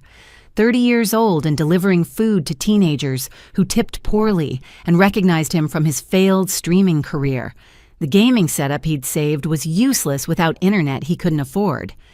"At least you get tips," Sarah muttered, tying her hair back for another shift cleaning offices. Her manicured nails were broken memories, her influencer wardrobe reduced to black pants and company-issued polo shirts. She cleaned toilets in buildings where she once attended parties, invisible to people who'd followed her social media fantasy. The bus arrived late, packed with other workers struggling through the gig economy. Charles stood gripping the rail with hands that once signed fraudulent contracts, now checking warehouse inventory. A coworker recognized him from the news coverage and snickered, but Charles had learned to swallow pride along with his coffee-for-dinner meals. Helen's shift at Megamart Grocery started at 6 a.m. She'd been written up twice for slowness, her body rebelling against physical labor it had never known, scanning items and bagging groceries while forcing smiles at customers who treated her like furniture tested every ounce of former entitlement. Paper or plastic? She asked mechanically the 100th time that shift. The customer, a woman from her old yoga studio, did a double take. Helen Sterling. Oh my goodness, I didn't recognize you. The woman's shock morphed into uncomfortable pity. I heard about everything. How are you managing? Fine. Helen lied through gritted teeth, bagging organic produce she could no longer afford. Will that be cash or card? The encounter spread through her former social circle within hours. Helen Sterling, who'd preached prosperity manifestation while her daughter paid her bills, now worked minimum wage and looked every day of her 62 years. Marcus's pizza route took him through his old neighborhood where gaming friends had gathered for tournaments he'd hosted. Delivering to a party at Brandon's house, he rang the doorbell he'd walked through freely just months ago. No way Marcus Brandon answered, visibly uncomfortable. Dude, I didn't know you were working. Yeah, well. Marcus handed over the pizzas, avoiding eye contact with former friends visible inside. That's $32.50. Keep the change, Brandon said, handing him $35. The $2.50 tip felt like charity. Marcus had once dropped hundreds on gaming accessories without thought. Hey, are you still gaming at all? Brandon asked awkwardly. No internet, Marcus admitted. Saving up for a connection. That sucks, man. Well, thanks for the pizza. The door closed on another piece of his former life. Marcus drove away in the beaten Honda Civic. The pizza shop provided nothing like the sports car he'd fantasized about while mooching off Wanda. Sarah's overnight shift at Corporate Clean Services started at 10 p.m. She pushed her cart through empty offices' earbuds, playing motivation podcasts that rang hollow when you're scrubbing coffee stains from executive carpets. The building housed several companies that had sponsored her content before the scandal. In the marketing department of Style Box Beauty, she emptied trash cans filled with PR packages, the same products she'd unboxed for thousands of followers. A mood board on the wall featured their new influencer partnerships. Sarah wasn't on it. Would never be on it again. Excuse me, are you supposed to be here? A late working executive questioned her presence. Corporate Clean Services. Sarah showed her badge. Just doing my job. Oh, well, make sure you lock up when you're done. The executive dismissed her, returning to work worth 10 times Sarah's hourly wage. The night dragged endlessly. Toilet after toilet, floor after floor, building after building. Sarah's back screamed from bending her hands, cracked from cleaning chemicals despite gloves. She understood now why Wanda had always looked exhausted. This was only one job. Wanda had worked too while carrying their entire household. Charles's warehouse shift involved unloading trucks in the freezing cold. At 58, his body protested every box lifted every hour standing on concrete. His supervisor, half his age, showed no patience for the slower pace of aging bodies. Sterling, those pallets won't move themselves. Pick up the pace or pick up your final check. Yes, sir. Charles responded, swallowing pride that once convinced investors he was CEO material. His elaborate schemes seemed pathetic, now viewed from the bottom of capitalism's ladder. During his 15-minute break, Charles huddled in the break room with other workers eating a bologna sandwich that was breakfast, lunch, and dinner combined.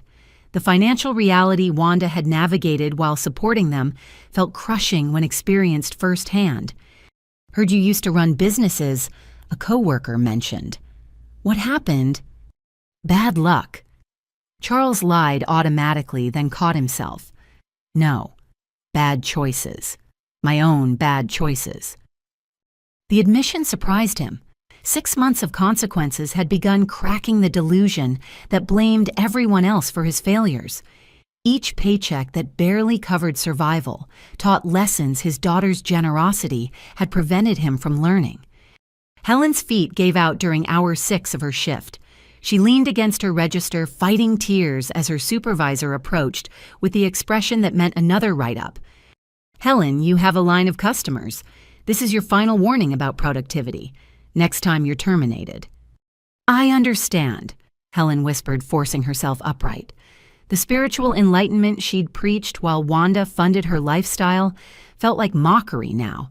There was no transcendence in retail hell, only endurance. Marcus delivered his last pizza at 2 a.m. to college students who didn't tip at all. The gas gauge hovered near empty, but payday wasn't until Friday. He'd learned to coast downhill and avoid accelerating to stretch every gallon. Returning the shop car, he waited in the cold for the night bus. His phone, downgraded to a basic model, showed 3 a.m. 4 hours until his warehouse shift started. Sleep would happen on the bus if he was lucky. Sarah finished her buildings at 5 a.m., body aching in places she hadn't known existed. The motivation podcasts had given way to silence, too exhausted for false hope. She understood now why Wanda had fallen asleep at family dinners. Exhaustion this deep settled into your bones. The family reconvened in the basement apartment at various times, too tired for the arguments that once filled their days. They moved around each other like ghosts, heating ramen noodles and collapsing into beds that weren't really beds, just mattresses on the floor. "I can't do this anymore." Helen broke the silence one evening. "My body is breaking down." "Welcome to the real world," Charles replied without sympathy. His own aches had taught him that bodies weren't meant for manual labor after decades of soft living. "Maybe we could ask Wanda," Marcus started. "No." Sarah cut him off. "She's done with us. Did you see the news about her education center? She's helping strangers while we're dying here."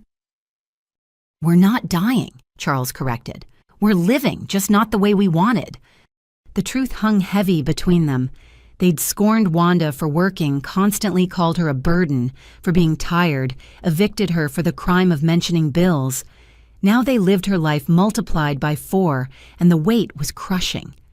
Helen's sister knocked on the basement door. "Rent's due in 3 days. Don't even think about being late." They pooled their meager earnings, counting wrinkled bills and change. Still $40 short with no savings to bridge the gap. The same shortage Wanda had covered without complaint countless times. "I'll donate plasma," Marcus offered quietly. "That's $50. "I'll pawn my yoga mat," Helen added, clutching the last symbol of her former identity. They'd survived 6 months through such sacrifices, selling everything valuable, donating blood, taking extra shifts that broke their bodies further. The hustle Wanda had perfected, they now fumbled through with none of her grace. As they prepared for another day of minimum wage survival, none mentioned the warm house they'd lost, the comfortable life they'd thrown away, or the daughter they'd driven off. Those topics hurt worse than their physical exhaustion. The rock bottom they'd hit wasn't dramatic. It was mundane, grinding poverty that millions endured while they'd lived in delusion. But in that shared struggle, something shifted.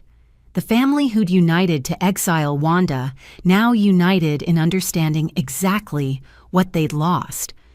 Not just money or comfort, but the person who'd loved them enough to carry them until they demanded she stop. The burden she'd been accused of being was the only thing that had kept them from this fate. And now they carried their own weight, finally feeling every ounce. The letter arrived at my office on a Thursday morning in March, exactly 1 year after that horrible dinner. Chen Lu handed it to me with raised eyebrows, recognizing the return address.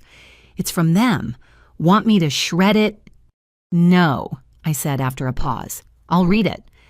My hands remained steady as I opened the envelope, though my heart rate quickened. The paper inside was simple notebook paper, not the formal stationery Dad once used for his business schemes. 4 different handwriting styles covered both sides, each family member contributing their portion. I settled into my office chair, afternoon sunlight streaming through windows that overlooked the courtyard where students gathered. Their laughter drifted up, young people free to pursue dreams without family guilt. Taking a deep breath, I began reading. Dear Wanda, today marks 1 year since we destroyed our family with our cruelty. We chose this date deliberately needing you to know we remember exactly when we broke everything good in our lives. This letter isn't about asking for money. We know that door is forever closed as it should be. This isn't about seeking restoration of our old life. We understand now that life was built on your suffering. This is simply 4 broken people attempting to acknowledge the harm we caused and the person we lost through our own selfishness. Dad's section. Wanda, I failed you completely as a father. A real man provides for his family, protects his children, and models integrity. I did none of those things. Instead, I stole from you, lied about you, and ultimately tried to destroy you when you stopped enabling my failures. The warehouse job I mocked you for considering has taught me what real work means. Every night lifting boxes until my body screams, I think about how you did this, and tutoring while I sat home fabricating business plans. The security job I work weekends has me guarding empty buildings, plenty of time to reflect on the empire of lies I built.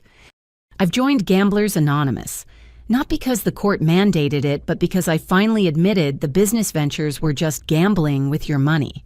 3 months sober from the delusion that the next scheme would solve everything. It won't bring back the years I stole from you, but at least I'm not creating new victims. Your mother has the next part. Mom's section. My darling daughter, though I've forfeited the right to call you that. The grocery store where I work is where you shopped for us every week. I see now what $90 actually buys, how carefully you must have planned to feed 4 adults. My feet ache constantly, and I remember you coming home limping but still cooking dinner. How did you do it? How did you not hate us sooner? My yoga practice taught about karma, but I only understood it intellectually until living it physically. Every dismissive customer, every degrading task, every exhausted moment is karma for how I treated you. The universe is just even when mothers are not.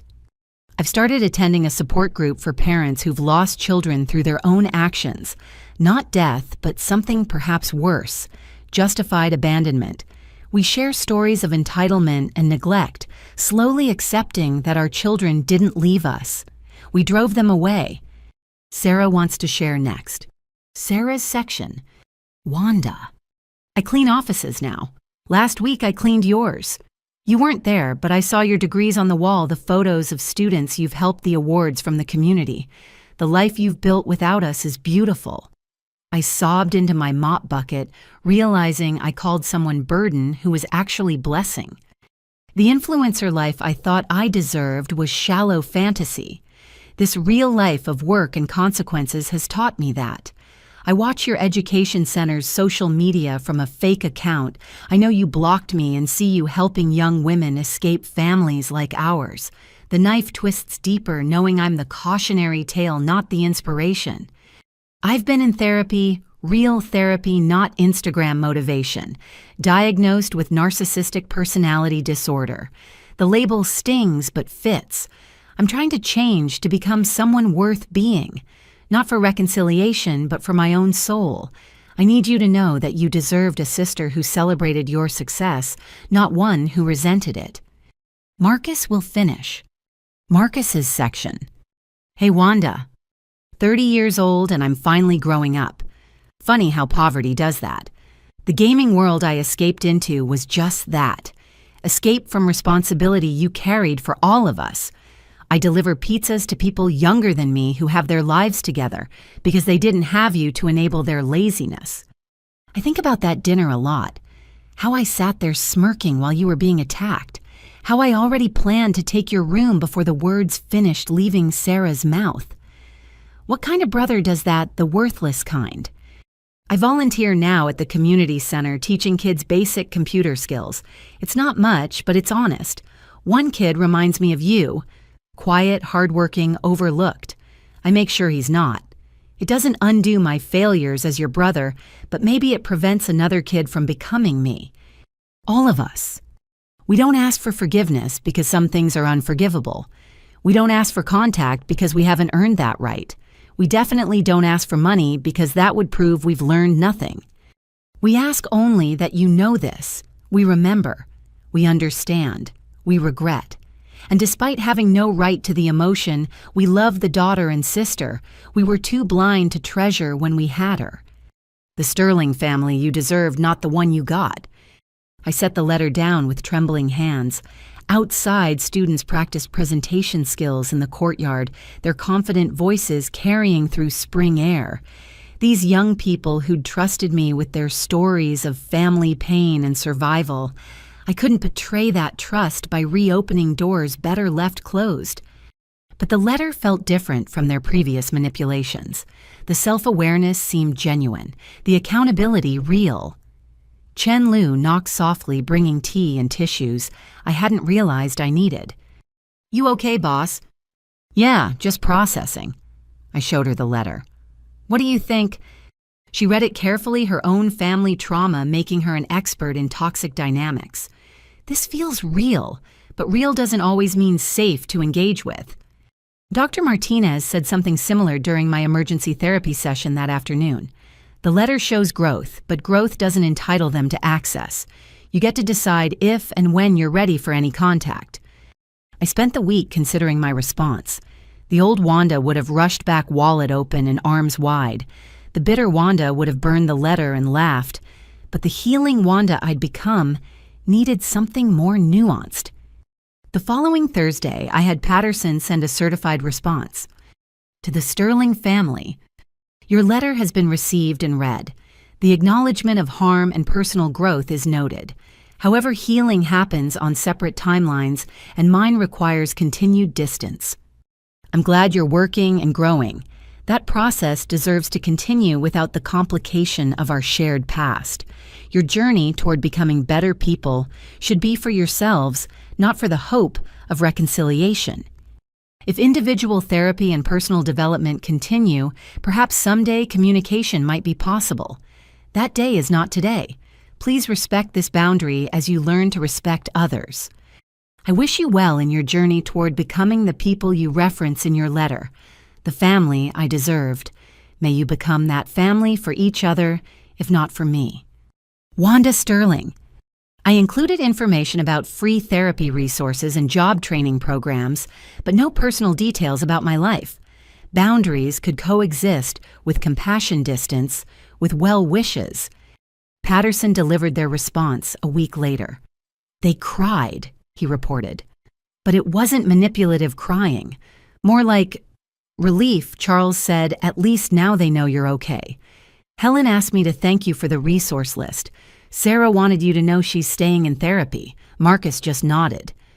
"Any demands, guilt trips, escalation?" "No. They asked if they could write again in a year, just to update you on their progress. I said that would be your decision to make then." I filed their letter with other important documents, not in anger, but in acknowledgement. They'd finally seen me as a person rather than a resource. Too late for our relationship, perhaps, but not too late for their growth. That evening, I taught my financial literacy class to scholarship students. We discussed family dynamics and money, how love and manipulation often intertwined in toxic ways. I shared my story as I always did, watching recognition dawn on young faces. "How do you forgive them?" asked Destiny, whose own family situation mirrored mine. "Forgiveness isn't required for healing," I replied carefully. "Sometimes the best gift you can give toxic family is distance to grow without you, and the best gift you give yourself is freedom to thrive without them. But what if they change, really change?" I thought about the letter, about 4 broken people finally understanding the weight they'd forced me to carry. Then they'll become better people, and you'll have become who you were meant to be without their interference. Both can be victories that never intersect. The students absorbed this wisdom, some nodding, others wrestling with their own family complications. I'd learned that healing wasn't a destination, but a journey, one that sometimes meant traveling parallel to those who'd hurt us without ever converging paths again. As I locked up the center that night, I felt a strange peace. My family had finally acknowledged their actions. They were suffering appropriate consequences while working toward growth, and I was free to continue building my life without their shadow darkening my door. The redemption they sought would have to come from within themselves. I'd given them enough. My redemption came from helping others escape similar situations, from building instead of enabling, from choosing myself. After years of sacrificing for those who'd only valued the sacrifice, not the person making it. 1 year after being called a burden, I'd become a blessing to many. That transformation belonged to me alone, earned through pain they'd caused, but couldn't claim credit for resolving. Some stories didn't need traditional reconciliation to find resolution. Sometimes the best ending was learning to write separate chapters. The coffee shop in neutral territory buzzed with Saturday afternoon energy. I'd chosen it carefully. Public enough for safety, noisy enough to discourage dramatic scenes, far from both my new life and their current struggles. 2 years had passed since that devastating dinner, 6 months since their letter of acknowledgement. Today, we would attempt conversation. Dr. Martinez had helped me prepare boundaries and exit strategies. Jessica waited in her car outside, ready to extract me if needed. Every precaution felt necessary when reopening doors I'd slammed shut for survival. They arrived together but changed. Dad's hair had gone completely gray, his posture humble rather than commanding. Mom moved slowly, work having aged her body into matching her years. Marcus carried himself quietly, the gaming swagger replaced by earned exhaustion. Sarah looked smallest of all designer facades stripped away to reveal someone almost genuine. "Thank you for agreeing to this," Dad began formally, then caught himself. "No, that's wrong. Thank you for giving us more grace than we deserve." We ordered coffee. They insisted on paying with pooled dollar bills that reminded me of my own lean years. The reversal felt surreal but necessary. They needed to give something, however small. "We'd like to show you something," Mom said, pulling out a worn folder. "Not to impress you, just to demonstrate." Inside were pay stubs, therapy appointment cards, completion certificates from job training programs, and volunteer schedules. Evidence of lives slowly rebuilding through actual effort. Marcus showed his community college enrollment forms, pursuing IT certification. Sarah displayed her addiction counseling volunteer schedule, helping others escape social media's toxic validation cycle. "I work 2 jobs now," Dad said simply. "Security and warehouse. 60 hours a week. I understand now what you did for us. The exhaustion you carried while we complained about our comfort. The grocery store promoted me to shift supervisor," Mom added. "Minimum wage plus 50 cents. I budget every penny, now amazed how you stretch money to cover our excess." They weren't seeking sympathy, just stating facts. The family who'd once demanded constant praise now shared their struggles, matter-of-factly achievement, measured in survival, rather than status. "Why did you want to meet?" I asked directly. "Your letter said you didn't expect reconciliation." "We don't," Sarah assured quickly. "We wanted to apologize in person, to show you we're doing the work, not just saying pretty words." "And to ask one thing," Marcus added nervously. "Not money, never money. Just, would you tell us about your life? We see the center's success online, but we don't know about you. Are you happy? Are you okay?" The question hung between us. They'd forfeited the right to my personal information through their cruelty. But something in their genuine concern, divorced from any benefit to themselves, made me consider sharing carefully edited truths. "I'm in therapy," I began. "Learning to recognize my worth beyond what I can provide. I have good days and bad days, trust issues, boundary struggles. But yes, I'm happy. Happier than I ever was, carrying burdens that weren't mine." "We were those burdens," Dad stated, not asking. "We made you responsible for our lives while mocking you for it." "Yes." The simple confirmation made them flinch, but not deflect. They'd learned to sit with uncomfortable truths rather than rewrite them. "I date now." I continued, surprising myself with the disclosure. "Someone who pays their own bills and appreciates my success instead of resenting it. We take turns treating each other. It's balanced." Mom's eyes filled with tears she didn't let fall. Good, that's good. You deserve someone who sees your worth. The center helps dozens of young people escape what I experienced, I added. Some from families worse than ours, some eerily similar. Every success story heals something in me. We know, Sarah said softly. We've donated anonymously. Small amounts what we can spare. Not for recognition, just penance maybe, supporting your work since we can't undo our harm. This surprised me. Patterson hadn't mentioned anonymous donations, though I'd wondered about the consistent small gifts that arrived monthly. Tell us about your therapy, I asked, reversing the spotlight. Real details, not pretty words. They exchanged glances. Then Dad began. Gambling, addiction, recovery. 18 months without a bet, including lottery tickets. I've apologized to everyone I scammed, offering payment plans where possible. Most won't take my calls, which I understand. Codependency therapy for me, Mom continued. Learning how enmeshment differs from love. How I used you as my emotional and financial crutch while calling it family closeness. Dr. Kim says I have work ahead, but I'm committed. Gaming addiction plus failure to launch syndrome, Marcus admitted. Turns out, living in fantasy worlds stunts actual growth. Who knew I'm learning life skills at 31 that you mastered as a teenager? Narcissistic personality disorder with social media addiction, Sarah finished. The hardest part was admitting the diagnosis fit, that my entire identity was performance for strangers' validation while destroying real relationships. Each confession came without expectation of forgiveness, simply facts about their journey. The family who'd once blamed everyone else now owned their specific failures. Growth looked exhausting on them, but genuine. I have questions, I said. Hard ones. Are you prepared for that? They nodded collectively. Did you ever love me or just what I provided? The silence stretched painfully before Mom answered. We loved you like people love their furniture, appreciating its function without seeing its value. That's not real love. We're learning what real love means now. Why was I different? Why did I become the family ATM while everyone else got to be human? Dad rubbed his face. You were competent, responsible, strong.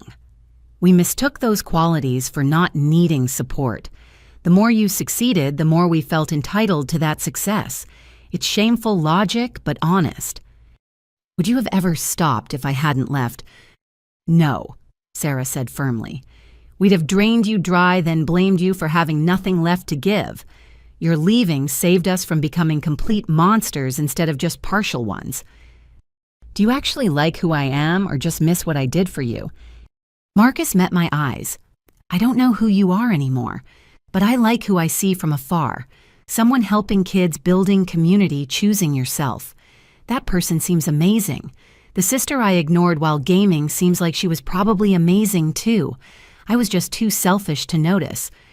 Each answer hurt and healed simultaneously. Truth without sugarcoating acknowledgement, without manipulation. The conversation I'd needed but never thought possible. 2 hours passed, coffee grew cold, and we reached the natural end. They didn't ask for another meeting phone numbers or any commitment. The growth seemed real, but requiring distance to continue. Before we go, Dad said, pulling out an envelope, this isn't manipulation, just information. We've been saving to repay what we stole. It's nowhere near the full amount, but we wanted you to see we're trying. Inside was a cashier's check for $800 and a detailed ledger of their debts to me. Not asking me to accept it, just showing accountability. Donate it to the center, I said, pushing it back. For the financial literacy program, consider it educational funding for others to avoid our dynamic. They nodded, understanding the boundary. Money between us would always be tainted by history. As we prepared to part, Mom asked, if we continue growing, might you update us occasionally? Not reconciliation, just knowing you're okay. Write me a letter each year on this date. I decided. Tell me about your growth, your struggles, your reality. I'll decide each time if I want to respond or meet. No expectations, no pressure, just possibility. That's more than we deserve, Sarah said. Thank you. We left separately, them together, but walking rather than driving. Another economy measure. I watched them go, 4 people slowly becoming who they should have been all along. Too late for us, but perhaps not too late for them. Jessica hugged me in her car while I processed. How do you feel? Sad, relieved, hopeful they're doing the work, but the damage is done. We can't be family again, but maybe we can be humans who once shared history and learned from it. That's beautiful and heartbreaking, she said. Yeah, I agreed, but better than the alternative of continued toxicity or false reconciliation. That night, I updated Dr. Martinez on the meeting. She praised my boundaries while acknowledging the grief of loving people who'd harmed me. Complex emotions deserved space without requiring action. My phone showed a text from an unknown number. Marcus, thank you for today. We'll respect your boundaries. The donation will go to the center tomorrow. Be well, sister. I didn't respond but saved the number. Not for regular contact, but for emergencies I hoped would never come. Some bridges couldn't be rebuilt, but perhaps we could wave from opposite shores. The cautious reconciliation wasn't a Hollywood ending. No tearful embraces or instant forgiveness. Just broken people acknowledging harm while building separate futures. The family I deserved continued growing without me, while I continued healing without them. And maybe that was the most honest reconciliation possible, accepting what was while releasing what could never be. The autumn sun cast golden light through the Sterling Educational Center as we prepared for our biggest event yet, the first annual Phoenix Gala celebrating students who'd overcome family adversity to pursue their dreams. 3 years had passed since that dinner destroyed my old life and inadvertently created something beautiful from its ashes. Wanda, the catering team, needs your final approval on setup. Chen Lu informed me, clipboard in hand, but smile warm. She'd been promoted to assistant director, her own escape story making her perfect for understanding our students' needs. I surveyed the transformed main hall. Round tables dressed in burgundy and gold centerpieces featuring paper phoenixes, crafted by our art therapy students. The stage where 6 scholarship recipients would share their stories of transformation. Every detail reflected journeys from burden to blessing. It's perfect. I told the catering team, recognizing several faces from grandmother's old company. They'd offered a steep discount upon learning the event's purpose, another unexpected connection to my past, creating present beauty. My phone buzzed with a text from David, my partner of 18 months. Board meeting ended early, bringing extra hands to help set up. Your work family is about to meet your actual family me. Prepare for terrible dad jokes. His lightness still surprised me. After years of heavy emotional labor, being with someone who carried his own weight while making life lighter felt revolutionary. He understood my boundaries around family supporting without pushing for reconciliation beyond my comfort. Boss, the news crew wants to interview you before guests arrive. Marcus, not my brother but our development coordinator, informed me. The name coincidence had felt cosmic when I hired him, like reclaiming something painful for positive purpose. The reporter asked familiar questions about the center's mission, but one caught me off guard. Your story of family financial abuse has resonated with thousands. Do you ever hear from your family about the positive impact your experience has created? We maintain minimal contact, I answered carefully. They're on their own journey of growth, which I respect from a distance. My focus remains on helping young people currently trapped in similar dynamics. Truth without bitterness, boundaries without cruelty. The language of healing I'd learned through years of therapy and practice. As guests began arriving, I recognized faces from across our community. Business leaders who'd become donors, former students now thriving in careers, therapists who'd referred clients, and journalists who'd helped share our message. The village that raised phoenixes from ashes. Wanda Sterling. A tentative voice stopped me. Sarah Rodriguez, one of our first scholarship recipients, stood with an older couple. These are my parents. They wanted to thank you. Her mother grabbed my hands, tears flowing. Our daughter was lost to us. The drugs, the anger. We didn't know how to help. Your program saved her life, saved our family. Sarah saved herself, I corrected gently. We just provided tools and support. Your daughter's strength did the rest. These moments filled my cup in ways my biological family never had. Chosen connections through service rather than forced bonds through blood. The evening program began with Jessica as MC, her natural warmth setting the perfect tone. 3 years ago, my best friend called me crying from a hotel room. Her family had just told her she was a burden they wanted to live without. Tonight we celebrate how one woman's pain became purpose for hundreds. The scholarship recipients took turns sharing their stories. Maria now pre-med at Johns Hopkins. Anthony pursuing social work after escaping gang expectations. Destiny studying education to break generational cycles. Each narrative echoed familiar themes while maintaining unique details. Family dysfunction wore many masks but left similar scars. During my keynote, I spoke truths that still felt vulnerable. We call this the Phoenix Gala because mythical birds that burst into flames and resurrect from ashes capture our students' journeys. But phoenixes burn alone. Humans need community to rise. That's what we build here.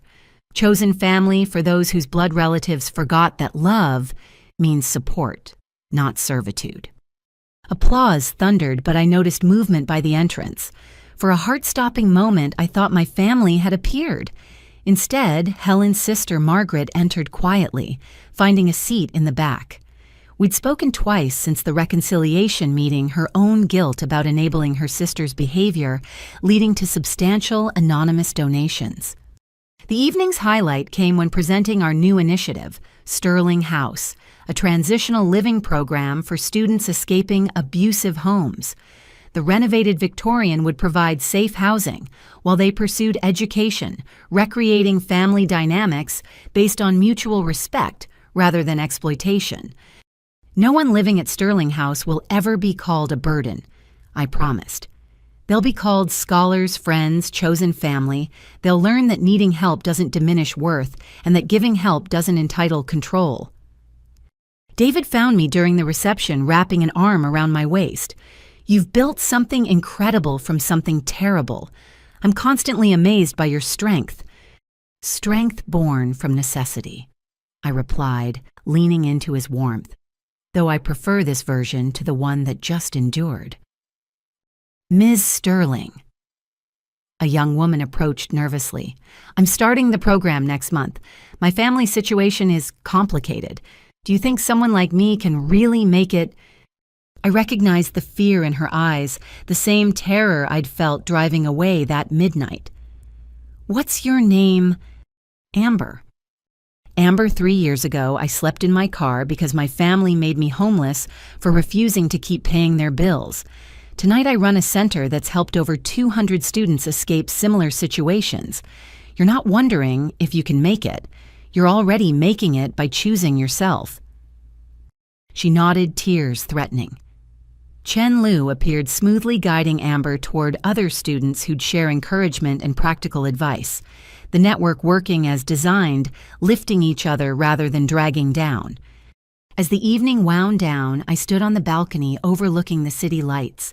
My phone showed one new message from the family group I'd silently observed but never participated in. Mom, saw the gala coverage on the news. You looked beautiful. The center's work is amazing. We're proud of who you've become without us. Thank you for showing that burdens can become blessings. We continue working on ourselves. I didn't respond, but I didn't delete it either. Growth on parallel tracks, occasionally visible to each other, but no longer intersecting. Margaret approached quietly. Thank you for inviting me. Seeing this helps me understand what Helen and the others destroyed. I'm ashamed I didn't intervene sooner.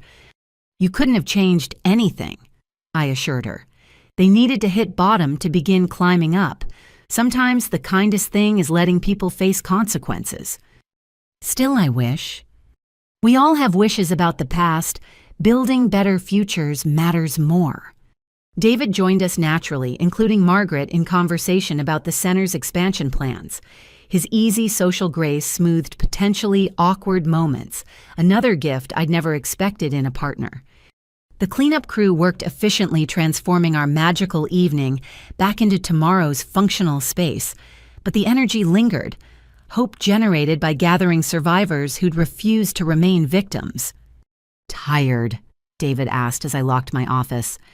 "Good tired, fulfilled tired, not the bone-deep exhaustion of carrying ungrateful people. That's my favorite kind of tired on you, the kind that comes from building rather than enduring." We drove home through quiet streets, passing the neighborhood where I'd grown up. The house stood dark, sold 2 years ago when Dad's fraud charges finally processed. My family lives separately now, each rebuilding in small apartments while working multiple jobs. Poetic justice or just consequences. The universe deciding fair payment for years of exploitation. "Do you ever regret the distance from them?" David asked gently. "I regret that distance became necessary, but not the distance itself. Some relationships are too damaged to repair without destroying yourself in the process. I chose myself, finally, and built something beautiful from that choice." We all did. Every student, volunteer, donor, and staff member. Beauty from ashes, purpose from pain. The most worthwhile construction project I've ever undertaken. As we pulled into my driveway, mine earned through my own efforts, I thought about tomorrow's plans. New student orientations, donor meetings, program development, and 1,000 small tasks that built futures from broken pasts. 3 years ago, my family called me a burden and cast me out. Today, hundreds called me hope and invited me in. The reversal felt less like revenge and more like redemption. Not just mine, but everyone's who'd been labeled burden for the crime of existing authentically. The phoenix had risen indeed, but more importantly, she'd built a nest where other phoenixes could rise too. That multiplication of transformation made every past pain worthwhile. Tomorrow would bring new challenges, new students, new opportunities to convert wounds into wisdom. But tonight I rested in the satisfaction of building something lasting, from something lost. The burden I'd been accused of being had become the blessing I'd chosen to embody. And that made all the difference. The private dining room at Chez Laurent hummed with nervous energy as my family waited for me to arrive. 5 years had passed since that cruel dinner that shattered everything, 3 years since we began our careful, distant dance of accountability and growth. Tonight, at their request and my cautious agreement, we would share a meal once more. I paused outside the door, David's hand warm on my back. "You sure about this? We can leave right now, no questions asked." "I'm sure. This needs to happen, whatever the outcome." Dr. Martinez and I had spent weeks preparing for this moment. Not for reconciliation necessarily, but for closure. The annual letters had shown consistent growth therapy progress and genuine change. Still sharing a meal with people who'd nearly destroyed me felt like standing at the edge of a cliff. They stood when I entered uncertainty, replacing the entitled confidence I remembered. 5 years of minimum wage reality had carved humility into their features. Dad's hands, once soft from avoiding labor, now bore calluses from honest work. Mom's designer clothes had given way to department store simplicity that somehow made her look more authentic. Marcus wore his community college graduation pin proudly, the first sterling to earn rather than expect. Sarah's appearance shocked most her influencer polish, replaced by a counselor's quiet confidence, the Instagram perfect smile traded for something genuine. "Thank you for coming," Dad began, then stopped. "No, that's presumptuous. Thank you for considering us worth your time." We sat at a round table, their choice to avoid the hierarchy of head and foot positions. Every detail showed thought consideration of dynamics they'd once weaponized against me. "Before we begin," Mom said quietly, "we want to show you something." They each pulled out folders not unlike the evidence I'd once gathered of their exploitation. Inside were documents that told different stories, pay stubs showing 5 years of steady employment, therapy session notes redacted, but verified community service hours, restitution payments to Dad's fraud victims, and most surprisingly, letters from people they'd helped. "I counsel gaming addicts now," Marcus explained, showing certifications. "Turns out, lived experience matters more than degrees sometimes. I've helped 12 young men recognize how virtual achievements were replacing real life. One mother wrote to thank me. I cried for hours understanding how you must have felt watching me waste my potential." Sarah slid her folder across. "Addiction counseling specializing in social media dependency. Who better than someone who destroyed her life chasing digital validation? I work with teenage girls, mostly helping them understand their worth isn't measured in likes or followers. The irony isn't lost on me." Mom's contributions focused on financial literacy for seniors. "I teach budgeting at the community center, how to stretch fixed incomes, avoid manipulation by family members, recognize financial abuse. Everything I failed to practice, I now preach with hard-earned authority." Dad's stack was thickest.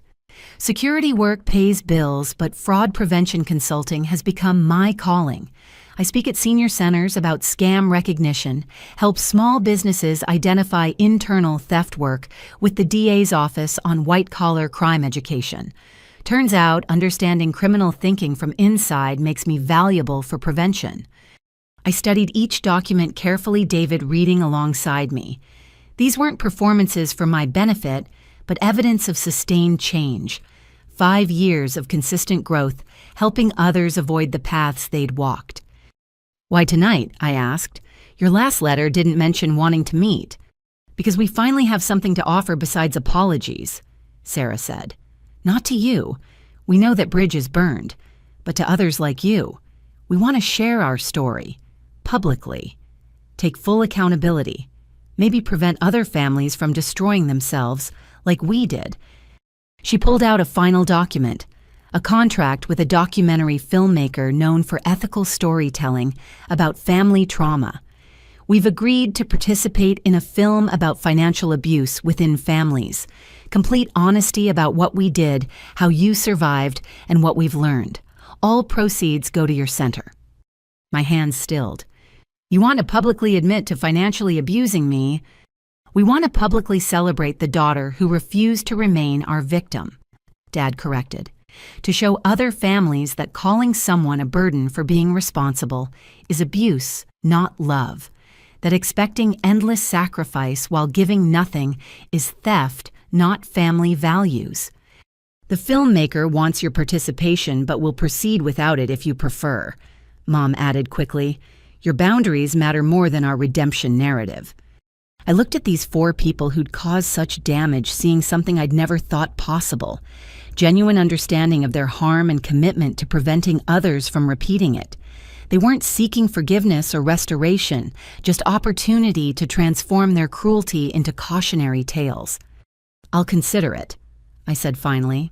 "Send me the filmmaker's information. If I agree it's under my terms with my editorial input." Of course, they agreed unanimously. The waiter brought menus, and we ordered with careful attention to price. Them because money remained tight, me because old habits died hard. The meal that destroyed us 5 years ago had been lavish. This one was modest, honest. "Tell us about your life," Marcus requested. "Not details you're uncomfortable sharing, just, are you happy?" "I'm engaged." I revealed David's hand, finding mine under the table. "To someone who considers my success a joy to celebrate, not a resource to exploit. We're building a life of equal partnership." "Children?" Mom asked tentatively. "Someday, when we're ready. They'll grow up knowing their worth isn't measured by what they provide, but who they are." "Good," she whispered. "That's good." The conversation continued carefully, them sharing struggles and victories, me offering glimpses of life beyond survival mode. They worked multiple jobs still, but found meaning in the struggle. I ran multiple programs, but found joy in the service. parallel growth on different trajectories. "We know we'll never be family again," Sarah said as dinner concluded, "but we hope someday you'll see us as humans who learned from our inhumanity, who changed because you showed us consequences have weight." "I see you as people doing the work," I replied honestly. "That's significant even if it doesn't erase the past." Dad signaled for the check, counting out careful bills from a worn wallet.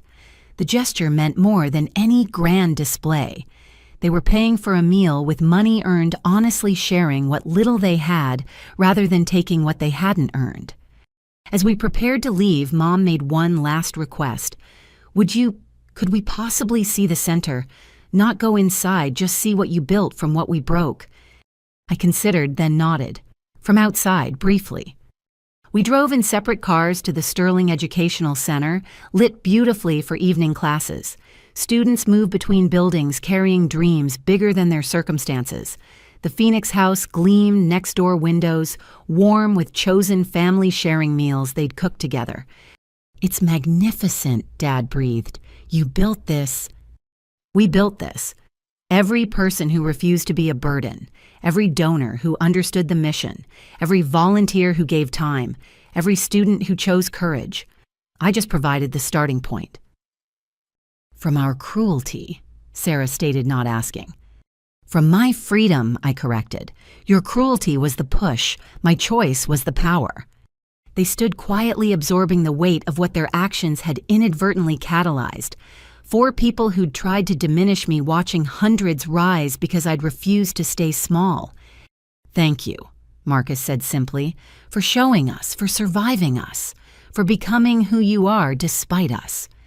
"Because of us," Mom added with painful honesty. "Your strength came from somewhere. We just forced you to find it through opposition instead of support." I didn't correct her interpretation.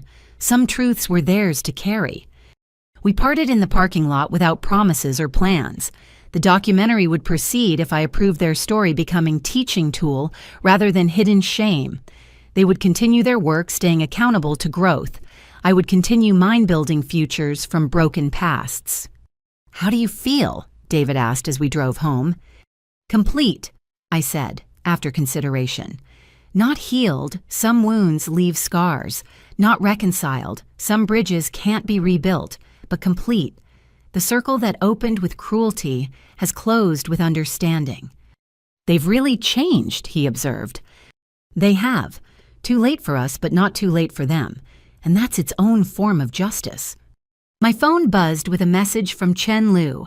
"Documentary team wants to film testimonials from scholarship recipients next week. Should I coordinate?" "Yes," I typed back. "Their story needs telling too." Because that was the fullest circle.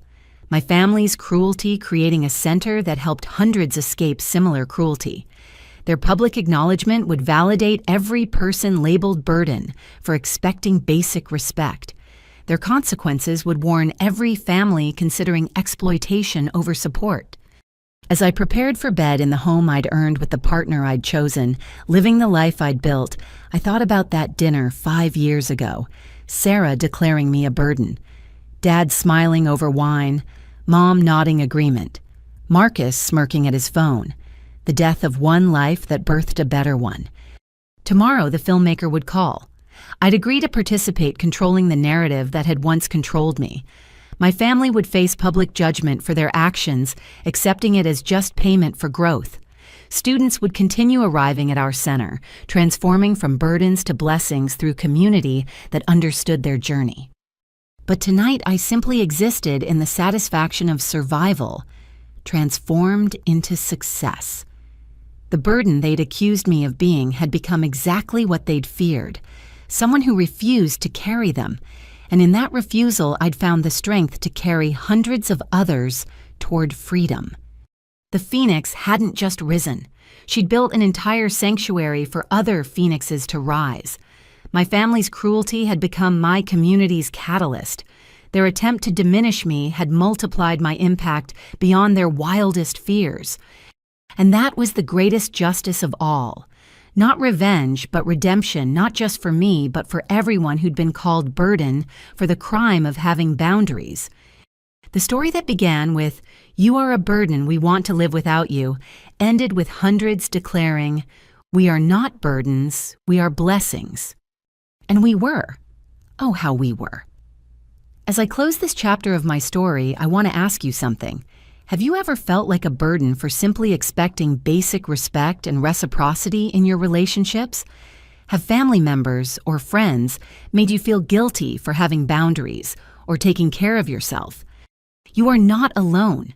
Your worth isn't measured by what you provide to others, but by your inherent value as a human being deserving of love and respect. If this story resonated with you, please consider commenting below with your own experiences. Like this video if you believe that no one should be called a burden for refusing to enable others. Subscribe to hear more stories of triumph over family adversity. And share this with someone who needs to hear that they're not a burden. They're a blessing waiting to bloom. Thank you for joining me on this journey from burden to blessing. May you find the courage to choose yourself, the strength to maintain boundaries, and the joy of building a life where you're valued for who you are, not what you provide. Remember, the people who call you a burden for having boundaries are telling you exactly who they are. Believe them, and then believe in yourself enough to walk away.